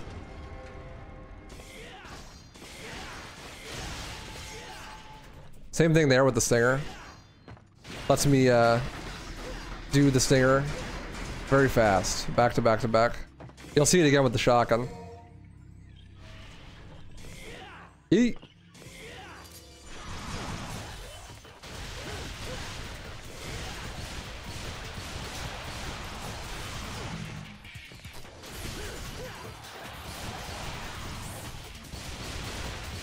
I'm realizing this is the first run I've done on this controller for this game.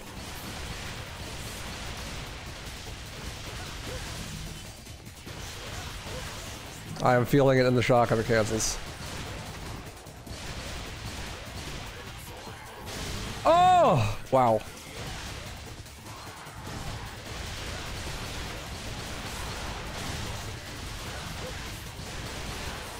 I gotta break the controller in, bro.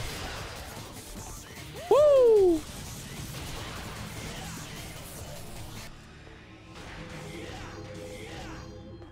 Be really safe and grab this, just in case. That should guarantee my orb out no matter what happens.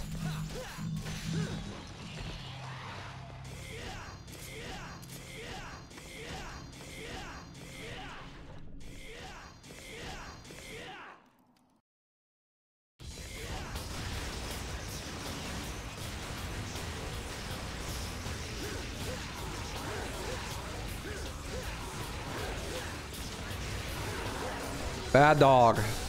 That's the worst attack you can do. Oh, get blocked, bro. Get blocked. Oh, you think you're him? You think you can palm me down? No shot, bucko. No shots.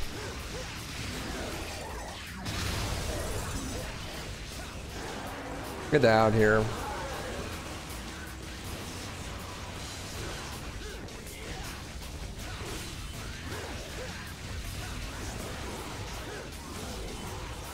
Goodbye. Rip Bozo. Alright, big new addition to the speedrun since the last time it's been at GDQ. Too easy. Is mission 4 and Giga Zip. This is the big skip that saves 2 minutes on this mission.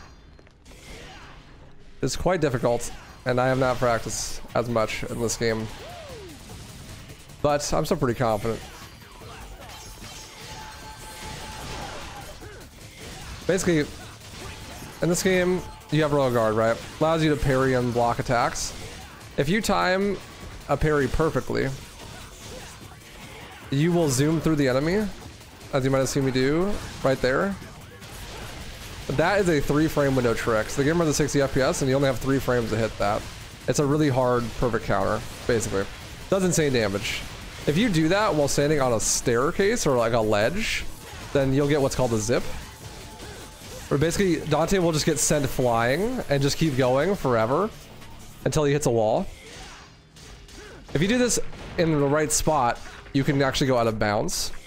And at the top of this elevator, there is a room which teases a room later that has a key item that you need to beat the level. And as soon as you collect the key item, the level ends.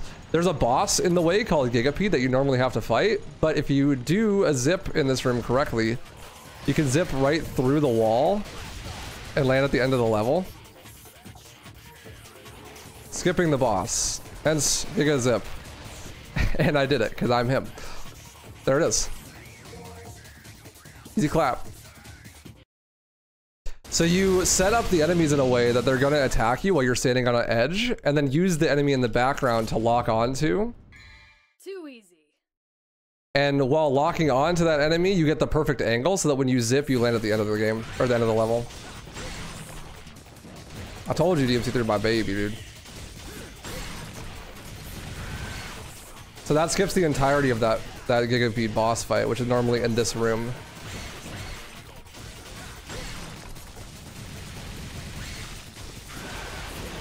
Which saves about 2 minutes, and of course changes the whole route as well. Ah. Couldn't stop him.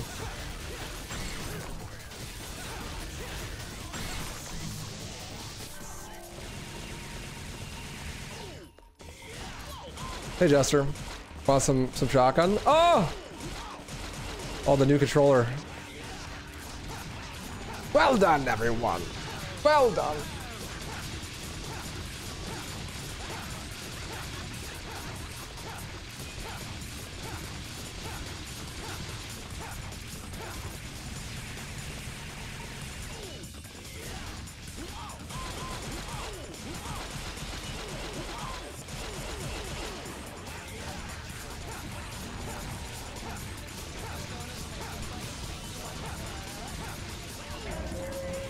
Bozo. My name is Oh. Welcome to Oh. Stoked we got Gaze Zip though. That's what's up. If you don't get it, the actual boss fight is pretty cool, and it's not that much slower. It's only 2 minutes.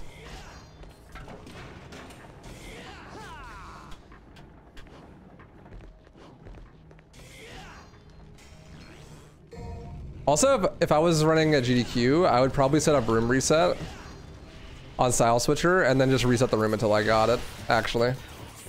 Just to show it off.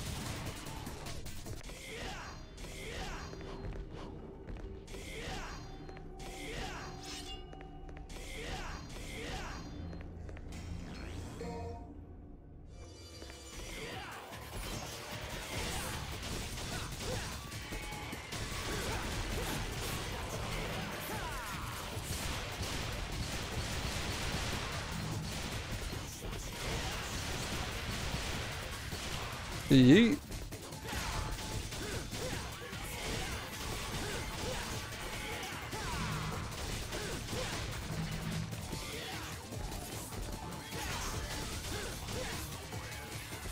What's up, Drop? How you doing, dude?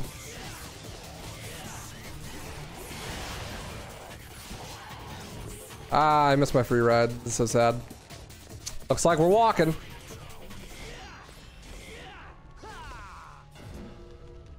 So yeah, those guards and releases that I was talking about earlier with the Giga Zip, those are some of your biggest damage outputs.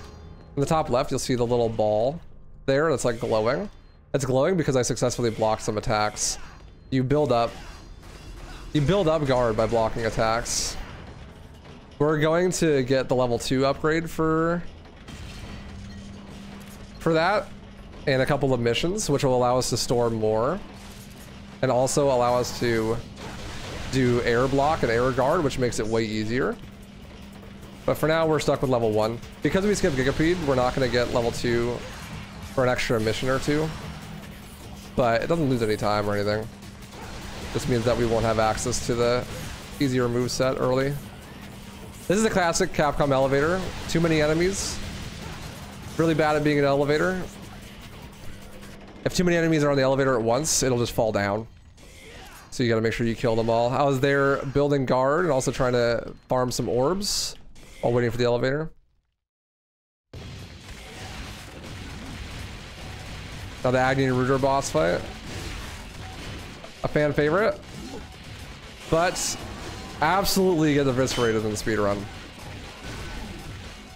Those releases that you can do, you can use them to parry the swords from Agni and Rudra and keep them stun locked.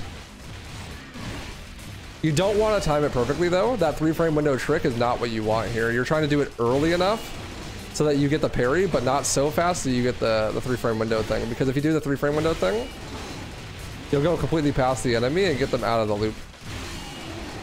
But right, just like that, donezo. The shotgun cancels. Shooting the shotgun way faster than you're supposed to by canceling the recovery animation with real guard. And I got the S rank, nice. Cool. Bunny route is like completely free. We unlocked their weapon, Agni and Rudra. Gonna switch that out for Cerberus. We'll never see Cerberus again, rip Bozo. It's a good weapon, but Doesn't have the damage output we want for the speedrun. Now we are in mission 6 where we have to do 2 of 3 pathways that determine our skill at the game apparently, and if we get enough skill then it'll let us pass. This first one is just an obstacle course essentially. If I had level 2 rail guard, I could perfect counter the spikes and go through them faster, but I don't because we skip Gigapede. We would have gotten level 2 by now. We didn't skip Gigapede.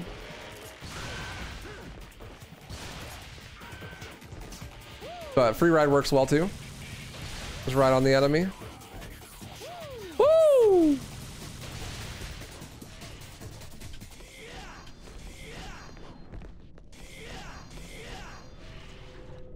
And this one is just a puzzle. It's a maze, kind of. There's a riddle. Riddle's really straightforward though. Just enter 3 different doors in the right order. All good. If you do all 3 of these, you can get a bonus weapon called Artemis, but while Artemis is really cool for style play, for speedrunning, not so much. Not very good. But it opens the way, and we could head into mission 7. One of the harder missions in the run. It's gonna show off some new tech. Jump canceling. If you're a DMC5 fan, you could do it from a mile away. You know what jump canceling is, but in DMC3, jump canceling is really hard. Gravity's high. Hitboxes are small. Basically what a jump cancel is you can cancel any of your animations by jumping off of an enemy's head. So you can do an aerial attack and then jump off the enemy's head and then rinse and repeat to get a bunch of aerial attacks on an enemy's head really fast. And that does insane damage because aerial attacks are not balanced around that.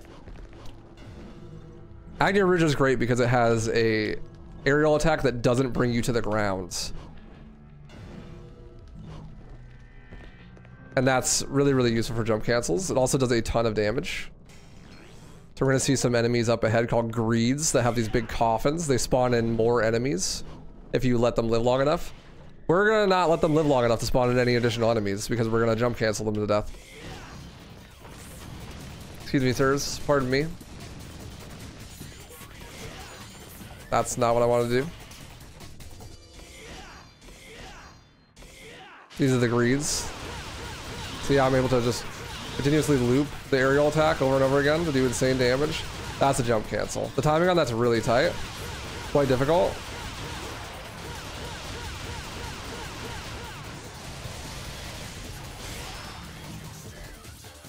All good though. Half of them didn't even get to swing their coffins. I want these orbs though.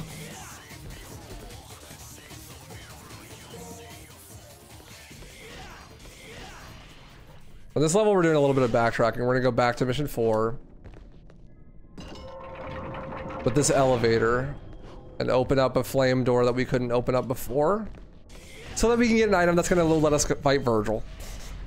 The big anime sword fight in the sky, in the rain. Ignore Dante floating. It's not a problem. None of your business. You don't see that?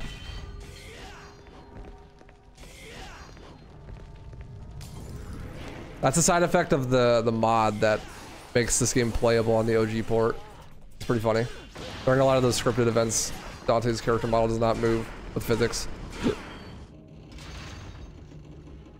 Puzzles. Let's go. Did you know Devil May Cry was supposed to be Resident Evil? Did you know, chat? That's why there's puzzles.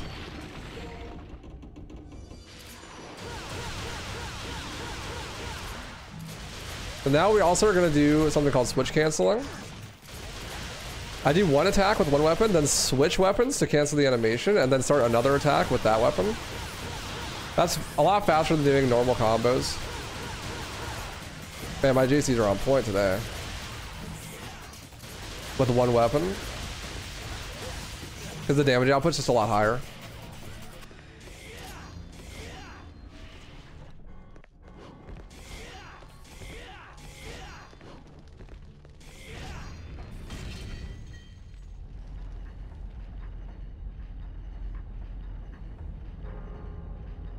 Propaganda to make RE speedruns more enticing.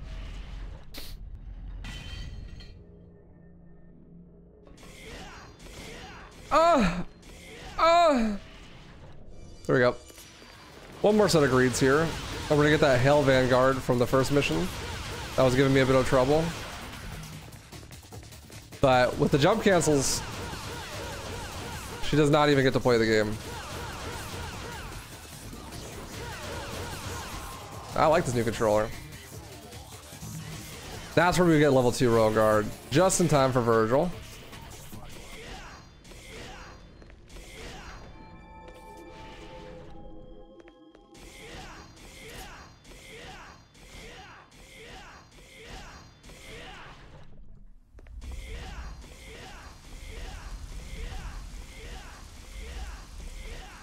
Stinger is the fastest form of movement here, but I'm using Royal Guard to cancel the animation. Makes it a lot faster than normal. Hey, Virgil.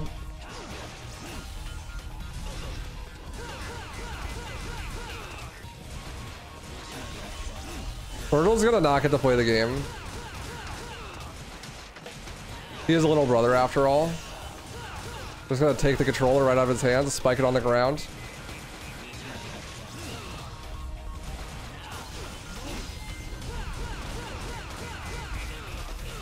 Hit him with the blicky. Goodbye, sir.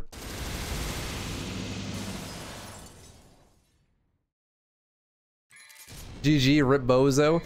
But in the lore heads here, Dante loses that fight actually, even though I eviscerated him. What the heck, game? And thusly unlocks his Devil Trigger, which is going to be our super mode for the game. Our super meter. Little balls on the top left. I just bought a whole bunch of items.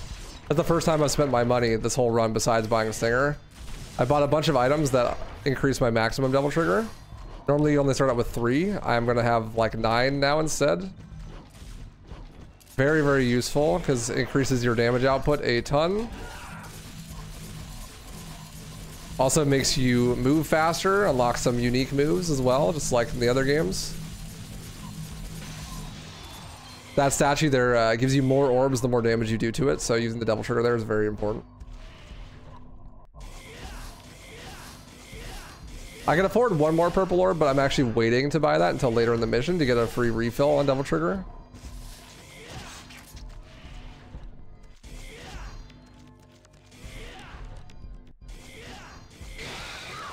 Hello, Gigapede. This is the guy we skipped earlier. He's really mad. He followed me into this Leviathan boss so he could chase me. But really, he's just gonna give me some Royal Guard charge. Thanks, homie. Stay mad. Woo! These guys are Envies. A lot of the base game enemies are named after the 7 deadly sins. That one's Envy. Their gimmick is that they can't be launched. You can't launch them in the air.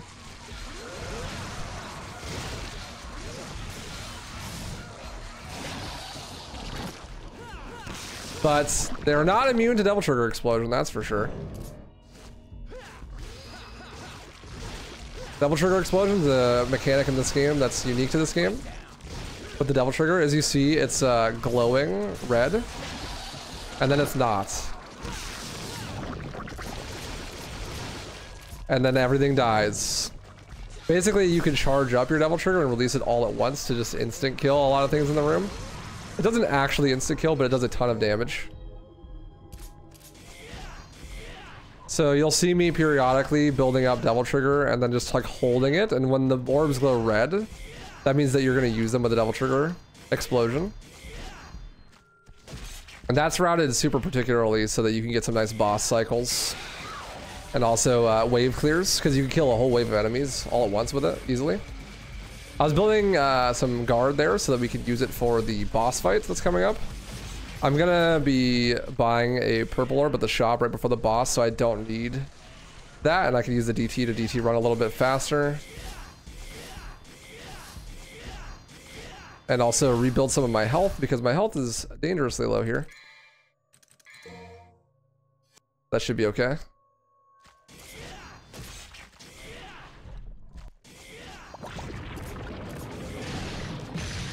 This is the Leviathan Heart. In order to kill it, you have to kill one of the side organs.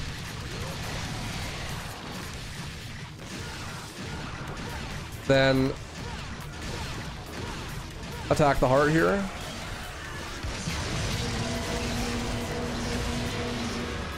You get a nice little one cycle there by building release off of the lasers and then releasing it back into it. Easy clap. Too easy. Goodbye, Leviathan Heart. And on to mission 9.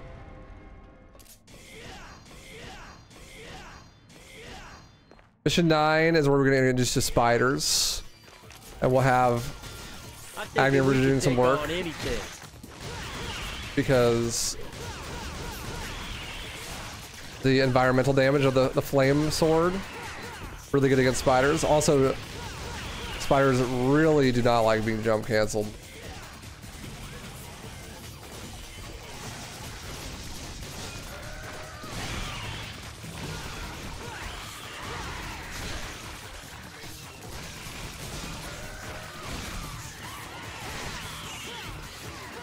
Sir, thank you for dying.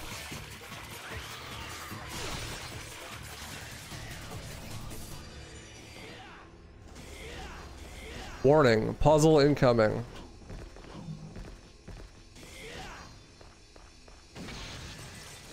Oh, I missed! Such puzzle, much wow. So we're gonna do another zip here, hopefully. This is called the M9 zip. I'm going to aim at those enemies across the bridge here and stand on a particular spot of this ledge and hope that this archer above me hits me with an arrow. And if I gold release it while sitting in the right spot, I will zip across the bridge and skip this section.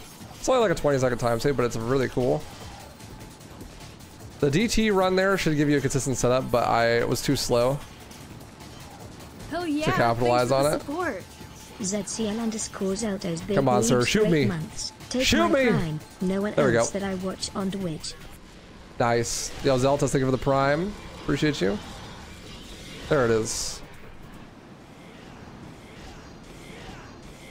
Easy clapper.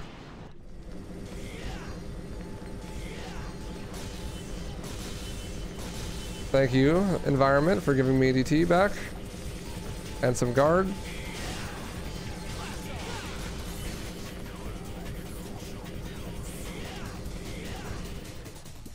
Zip's hard, man.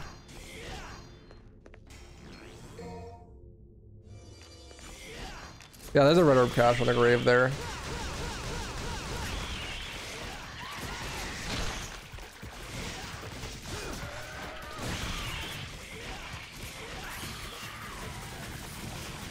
This game's all about improv. Having good combat requires a lot of improv with your royal guard. A lot of times I stand over here by the door so I can hopefully have the door hit me and I can release off of the door hit to do extra damage.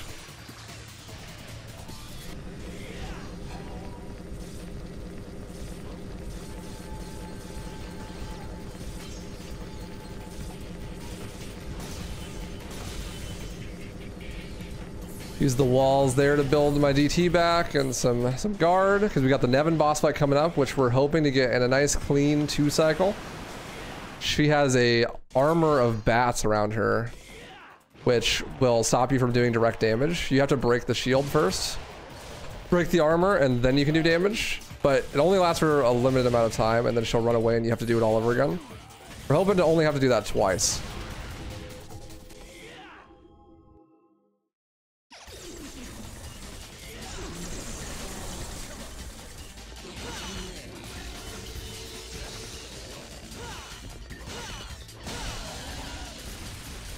We want to do enough damage here that when we do this again, we should be able to kill.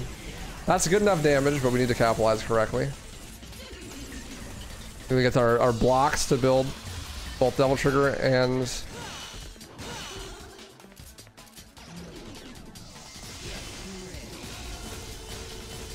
oh, we're chilling. Yeah, she's done, Zo. Goodbye.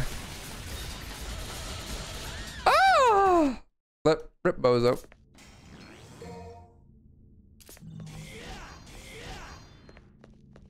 Later, Nevin.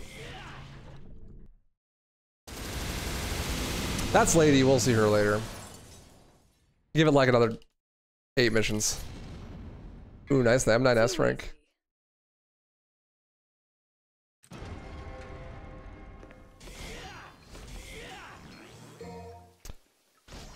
M10 is like one of the least happening missions in the game.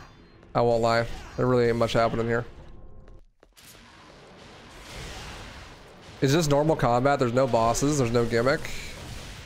You fight only one mandatory fight on this level. You fight the big spiders. We're gonna use our first holy water, I suppose. Holy water is an item that lets you do a ton of damage to bosses or enemies. But items hurt your rank, which make you earn less money, so you don't use them very often. And also in this game, holy waters are mad expensive, so you don't use them very frequently. We do here because the Mama Spider is introduced, and the Mama Spider is really tanky. And it's just faster to use the holy water there than anywhere else in the game.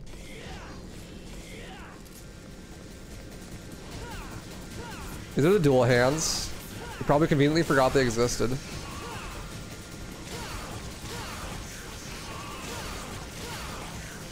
And now you can forget for another like 2 missions. You're welcome.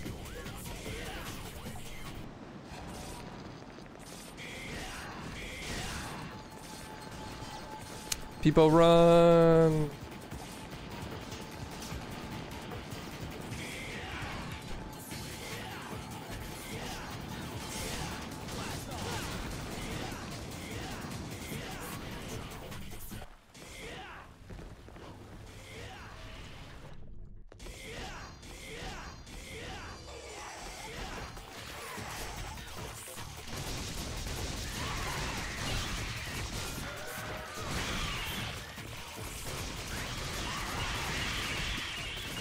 We need to kill a mama spider and a baby spider. And then I need to hit mama spider once. And wait for the last baby spider to spawn. The holy water to kill the whole wave at once. And that's pretty much the mission.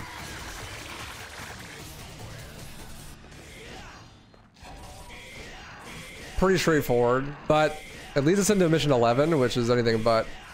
Mission 11 and 12 are 2 of the hardest missions in the whole run. So you only get a brief reprieve.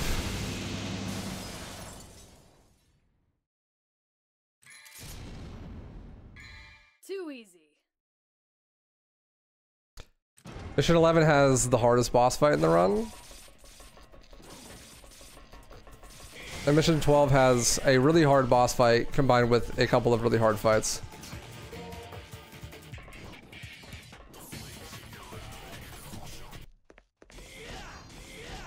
But first we gotta do some of the more annoying combat encounters in the game. These are soul eaters. The purple haze. But not Hendrix. They are not vulnerable unless you are looking away from them. So you have to look away and then turn back and hit them.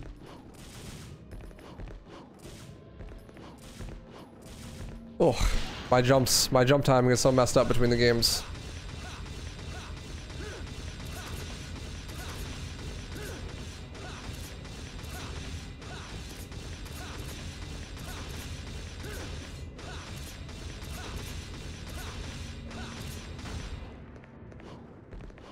The most important thing in this run is devil trigger management and roll guard management.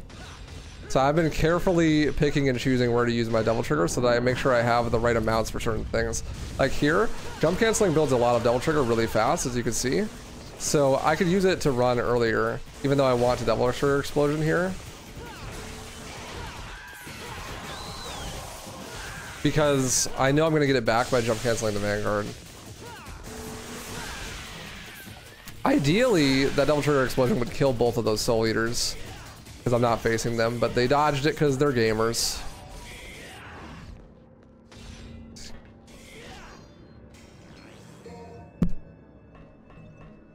Next up is a gondola ride, and you would think that this is an auto-scroller.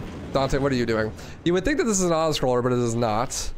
Actually, this ends as soon as you clear all of the combat waves. So it's actually really important that you do the combat here optimally.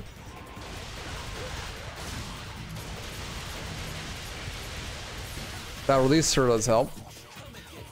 A lot of that is making sure you have DT at the right times and doing double trigger explosions when you can.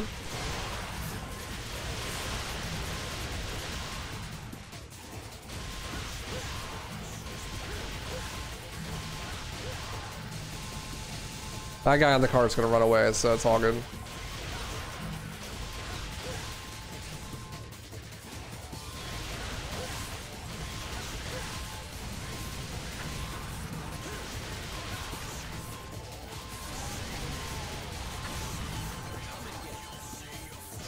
Ugh.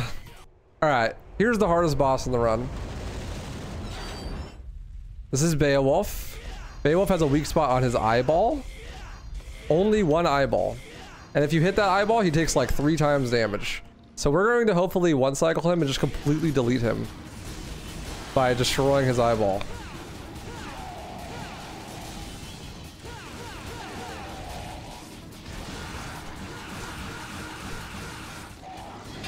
Oh, baby, there it is.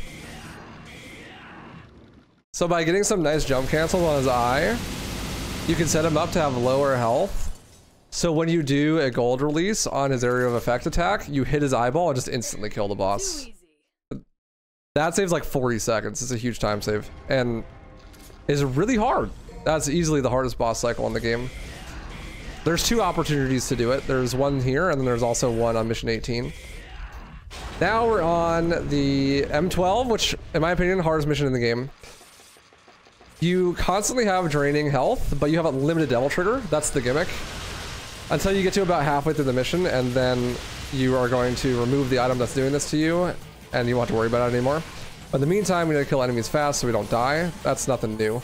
But this is new. We're going to do a cycle skip, a wave despawn. You can trick the game into skipping enemy spawns in certain circumstances. If you kill all the enemies in the wave at the same time on certain waves. So I killed those three prides all at the same time there, right? Just like I did those 2 slots. And I actually tricked the game into thinking I completed the whole combat encounter, basically. So I skipped 2 extra waves of enemies that would normally be there by doing both of those correctly. But those are really hard. You have to kill the enemies right next to each other, like right at the same time. And that tricks the game into thinking that you beat that whole group of enemies, even though there's more that are supposed to spawn later in. And then they just don't spawn, and it skips to the next wave. Those are 2 of the hardest combat things in the game. Those 2 despawns. That followed by a pretty hard boss fight at the end of the level, and a room that gets a little bit scary with HP coming up with the Hell Vanguard.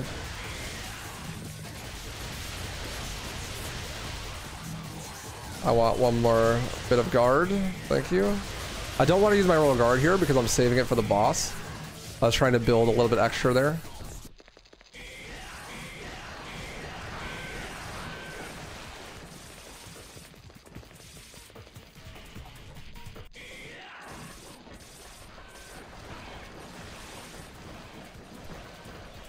A little bit of rebellion glide there. If you hold down lock on and A, you actually like fly with rebellion. Not a lot of people know that.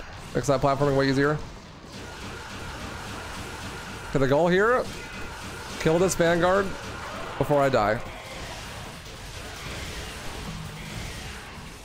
Because he drops a big green orb, which I'm not collecting because I'm fine, I guess, but he has a slow death animation.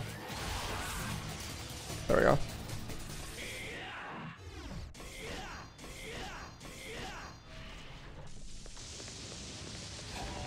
Cool, cool. Here comes Garion. You might know him from Dark Souls 2, the horse boss. In this game, he can be even more annoying. But hopefully we're going to stop him in his tracks and not let him go anywhere.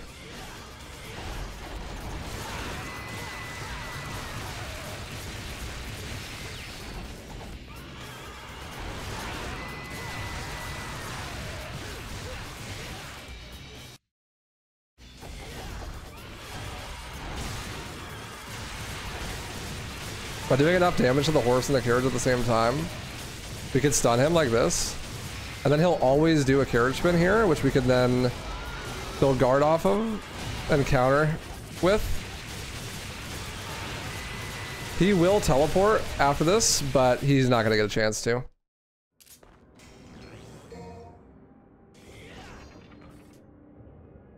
Because he is donezo. That's one of the harder fights in the game. Didn't look like it, but it is, I promise.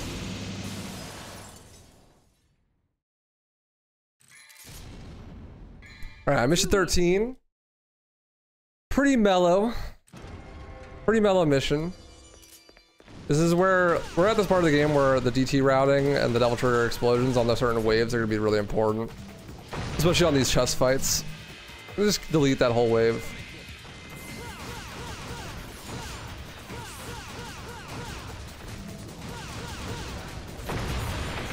Just like that. Goodbye. This is where the second Virgil fight is going to be. And Virgil 2 is easily the hardest Virgil fight in the run. Dude's got the craziest mix-up from MVCU hell. And we need to block it a lot so that we can build guard to do the fight.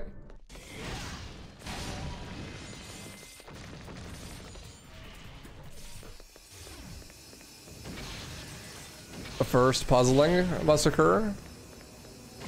Just to remind you that it once was Resident Evil.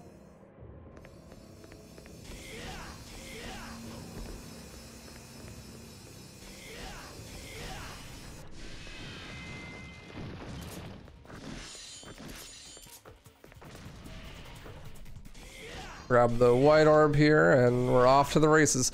I'm going to try to skip a boss wave with him. Virgil, once he drops under a certain amount of health, will activate his Devil Trigger. We're going to try to avoid that by skipping right to his third phase.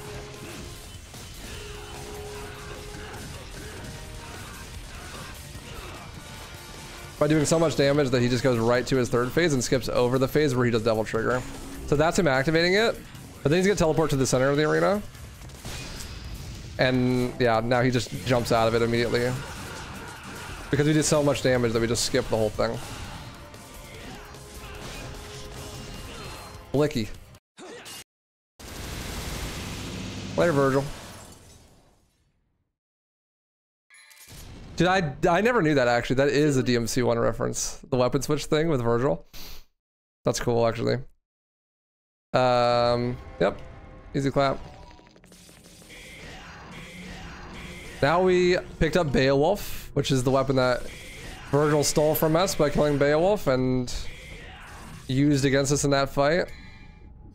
We are now going to equip it because, but you have to actually to leave this area.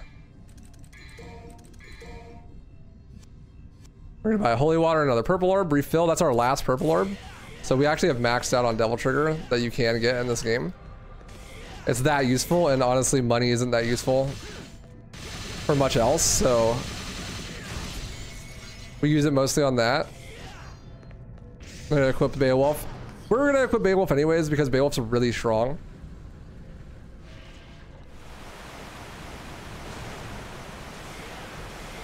But we were forced into it here.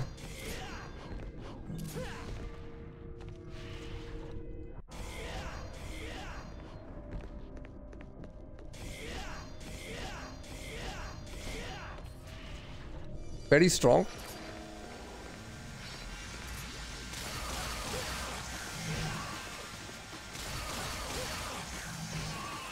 I told you you wouldn't have to think about them again for only a couple missions. But they're back.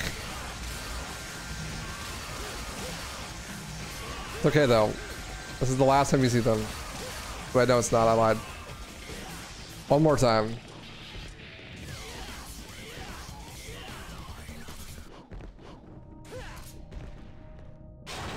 Back on the oh. Not back on the gondola. This is where you'll really see some good DT routing. And how DT exploding can be really useful.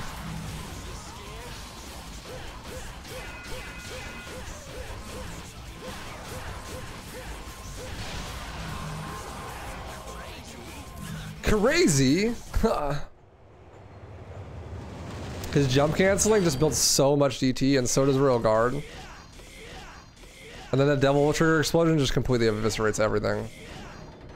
It's a really good combat loop that you got going there with like building DT through a taunts, then jump canceling, and using Royal Guard. And then like, there goes that whole wave that didn't even get to play the game.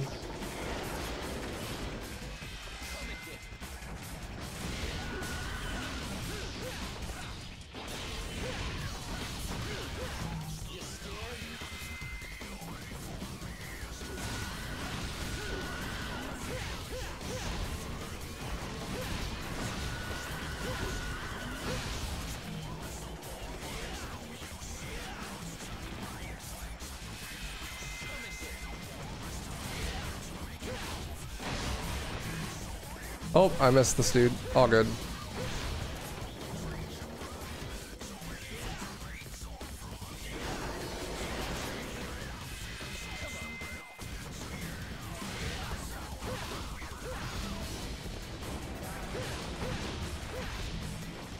We've learned that you need a DT explode more. It's really strong. It's just like carries you through DMD. Sir, where are you going?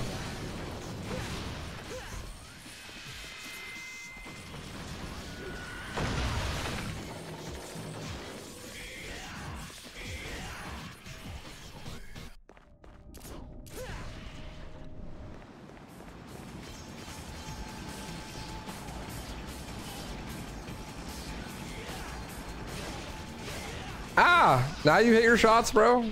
What the heck?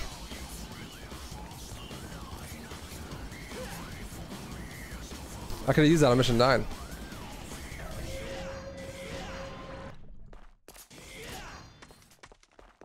Collect holy water up here. And a nice little secret orb cache. Gets me enough to... I should S-rank this.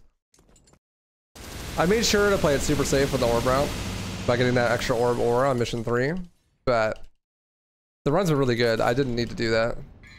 Too easy. All right, mission 15, the infamous mission. Mission 15 is a little rough.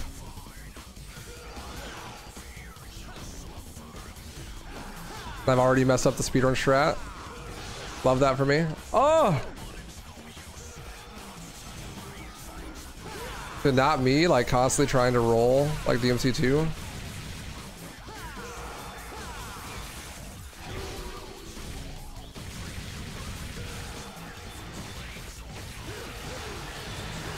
There we go. This mission's not so bad. If you know what you're doing, you can actually do a skip on this mission. The way it works is you unlock these dials that you then use to spin the tower in a circle, and the orientation of the tower changes where the doors take you. And it's really easy to get lost.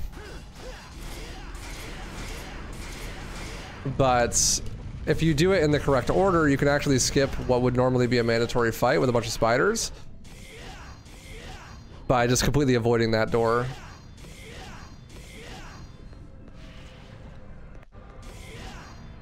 We're gonna do 2. So spin it twice. 2, 1, 2, 2. So every time you see the dial, you just spin it the amount of times. So 2, and then once. Good night, Drev. Thanks for hanging, bro.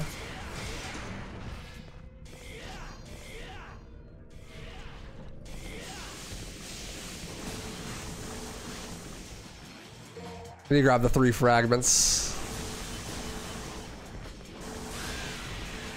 All wrecked.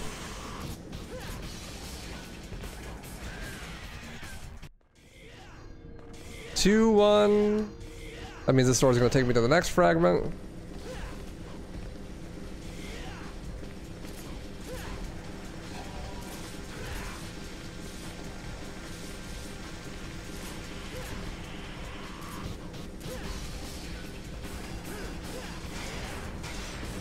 I hit this one twice.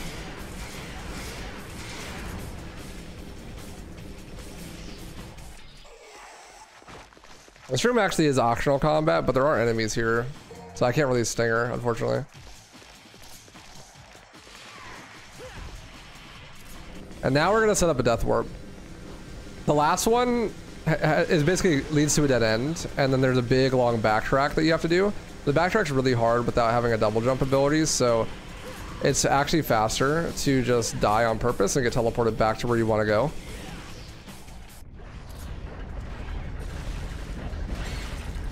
So we need to hit this dial 2 more times and then go collect the item and then die. But there are a lot of enemies in this room. And the next room also has more environmental stuff, so we gotta be careful not to die early. We really don't want to die before we pick up the item, because then we'll have to do the whole thing and then we'll have a ton of health. And death warping will be then slow. Your hit form is divine. Okay, now that we picked it up, now we can die.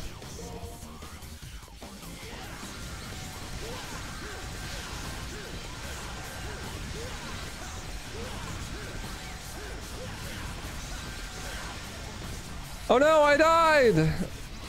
Decolon. Alright, teleports me all the way back here. And because we did that specific order of the doors, we end up back where we need to go, but without ever encountering that big spider room.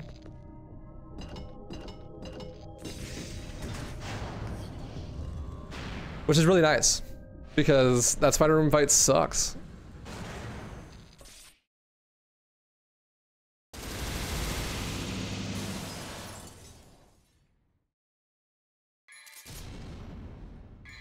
Too easy. Too easy. Alright, mission 16. We have a boss fight here as well, but this time it's Lady.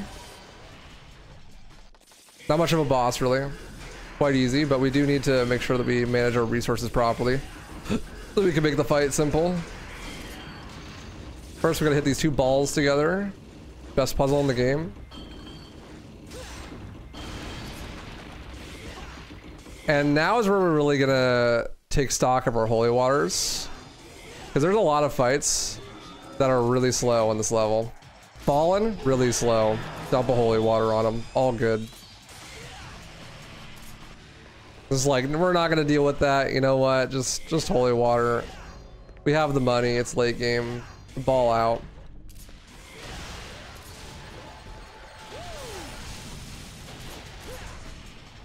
Bro, that bro teleported into the roof, did you see that? We're also gonna holy water in here, but we need to kill one enemy first. Oop, that was slow.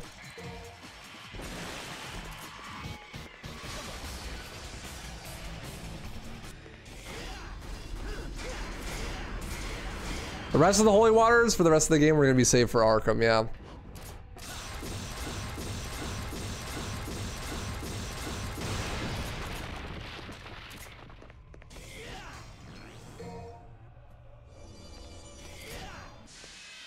Come on, man.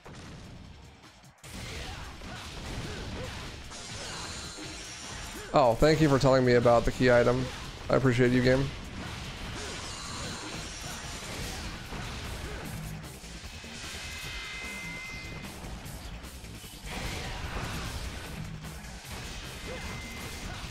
We're introduced to the rook chess pieces here, which are both some of the hardest chess pieces to parry and also to jump cancel.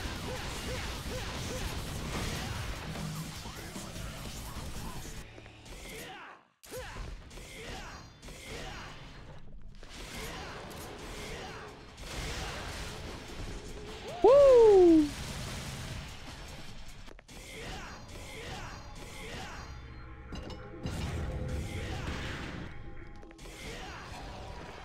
If you skipped Artemis on mission 6, he's actually here. In this room.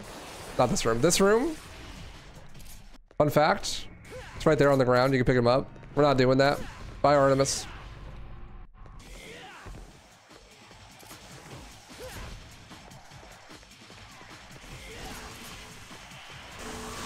Not me trying and failing to reverse stinger. It's fine. I have the guard built up for the boss fight, that's good. I'm a little bit low on DT, but shouldn't be a problem. Come on. Just block ladies' bullets. 1, 2, 3. 1, 2, 3. Oh, she ran away. That's unlucky.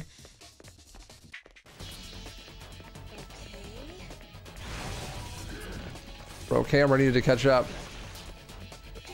1, 2, 3. 1, 2, 3. Release.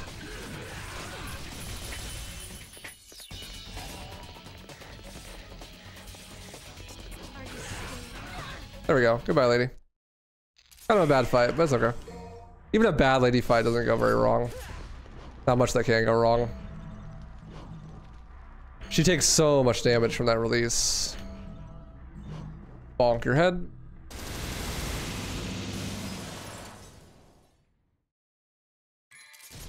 B.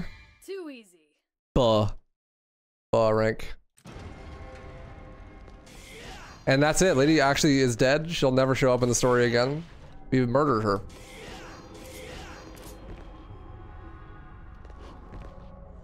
Rip Bozo.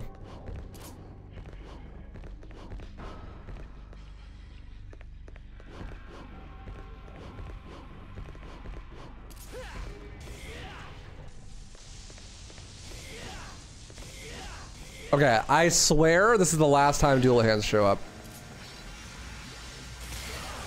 Actually.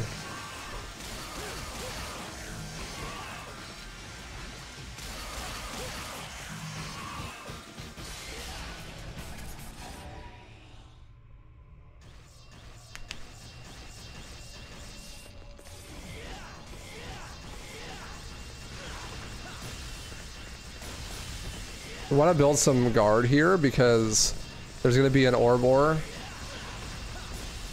that we want to get the maximum amount of orbs out of. And since they give you more orbs, the more damage you do. If you do a high charged release while in DT, you just get an insane amount of orbs.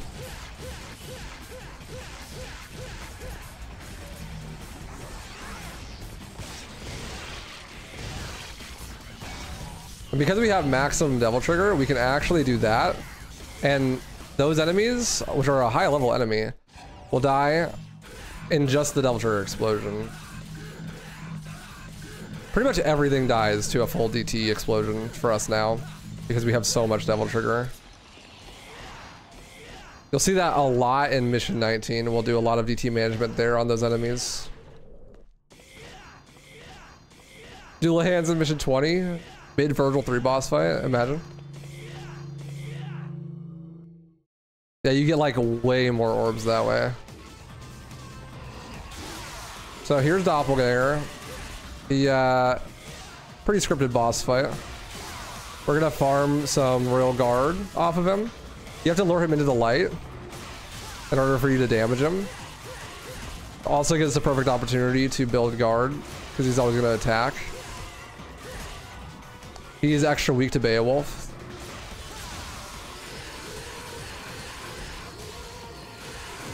Easy clap. Gives us his style. Not very useful. We only use Royal Guard in this run.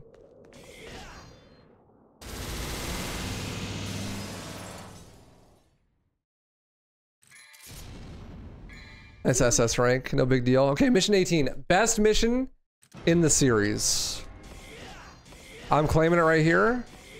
Most fun speedrun mission and also best mission casually in the series. This mission is the boss rush. Previous to the boss rush, preceding the boss rush, we fight an entire chessboard, which we can then wake up the king on. The king normally isn't fightable until you kill a bunch of other chess pieces. But using the holy water wakes up the king instantly, and then you can just beat him up.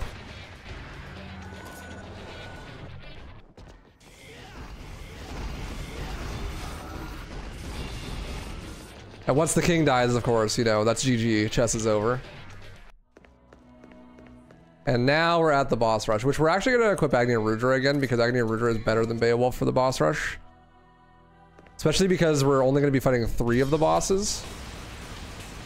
And those 3 bosses are going to be Agni and Rudra, Beowulf, and Cerberus.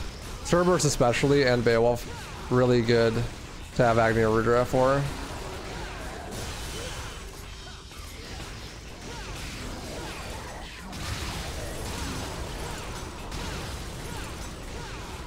That release was insane. Get wrecked.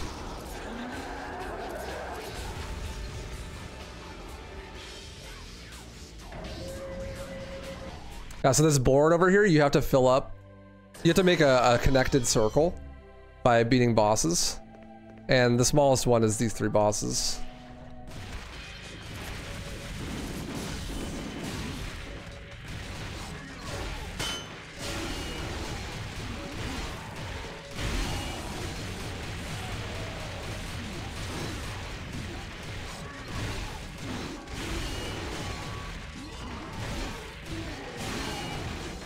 Wow, perfect fight.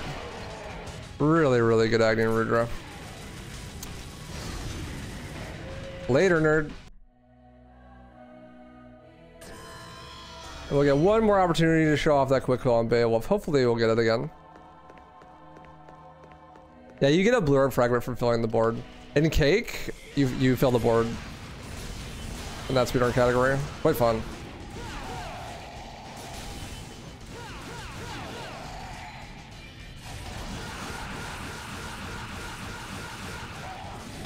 Oh, baby. That's what I'm talking about. That's what I'm talking about.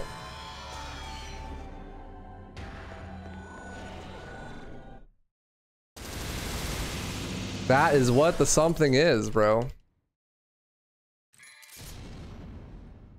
Alright, mission 19. The infamous. The Arkham mission. We're gonna switch back to Beowulf. Beowulf, very good. We're gonna stock up on Holy Waters. You know what that's for. You know why we're using that. And then we're gonna do some pretty cool, but quite difficult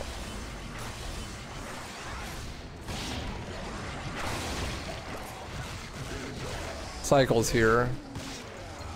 Once you kill the first 2 enemies here, the next wave will spawn. And then, because these enemies just like to do this looping attack, you can just use them to build DT and guard really fast. Like that.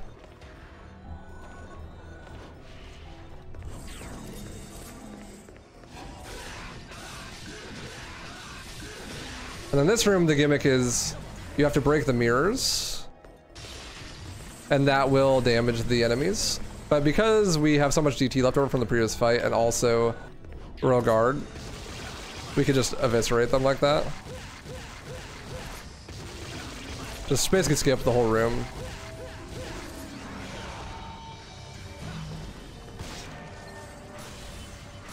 I need more DT. Come together, everyone. Oh, I got scammed. He went in the floor. I was trying to get everyone close together so I could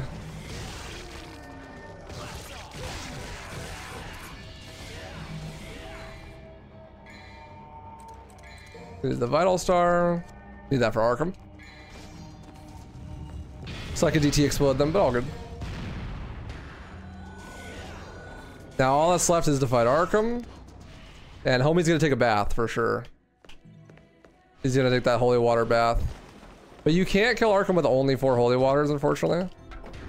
He's got 2 phases. Of course, the first phase is normal, like a just normal boss fight. Second phase, on the other hand, Virgil's gonna come help us. And by help, I mean completely make the fight 1,000 times harder. By not letting us use our styles. Or Devil Trigger. So, we were gonna use 2 holy waters right off the bat. And then just spam some punches. Oh, we're gonna hit sick release and just skip the whole phase. That's cool. And now that Virgil's with us, we no longer have access to Royal Guard, and we can't Devil Trigger. So our 2 biggest DPSs are gone. Thankfully, Virgil's here to help do some damage, and so is my bank account.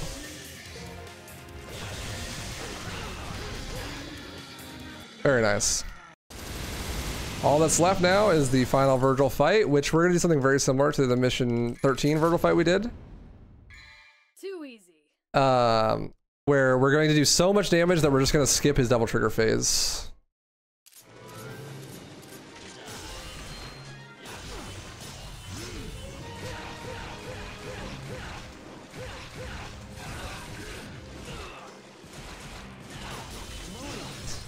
So I need to get him to about half health.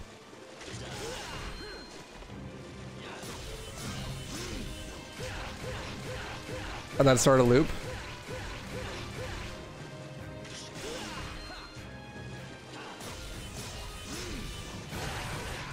And then the release plus the kicks. Goodbye, GG. Nice. Hey, sub 230. Huge. Let's go. GG. I was hoping we could do that. World record, poggers. Oh yeah. Oh, that's Trilogy record. For like 5 minutes or something, I think. That was a really good DMC3 run, actually. It was a 102. Yeah, that was really good. DMC2 was a little sloppy, but it was fine. DMC1 also a little sloppy. Sub 230 is huge though. That's awesome. What was that in real time? In real time, that was a 236. Well, 237 basically. Not bad. Really, really mellow. Wow. Thank you. Yo, Poison, thank you for the 300 biddies. Huge. Thank you, thank you. Yes, Ahmed did This Is the Run. That's true. That's true. Yeah, that was a really good DMC3, actually. 07, congrats, Ahmed. I'll give it to Mini Maro as well. It was a little late, but it's fine.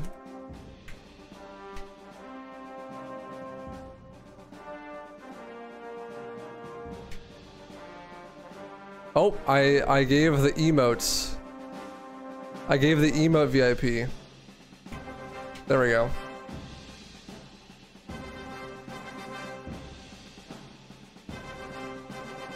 The emote deserves it. True, bro, honestly. DMC HD collection. DMC Trilogy.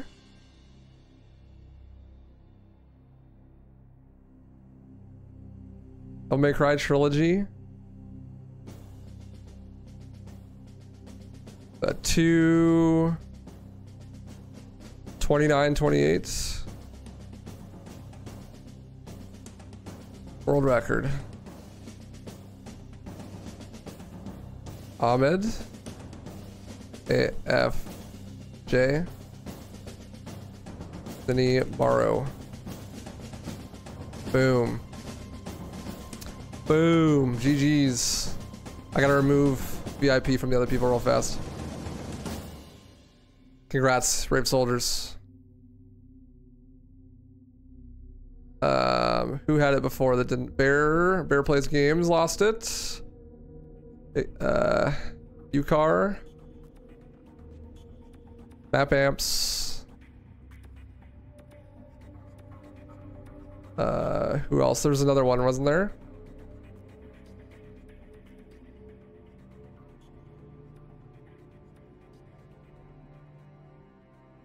Oh, Thane. Yeah, that's right, Thane. It's a long name. I don't see him on here. There he is. Thank you. That is right. GG, guys. Huge. That was dope. My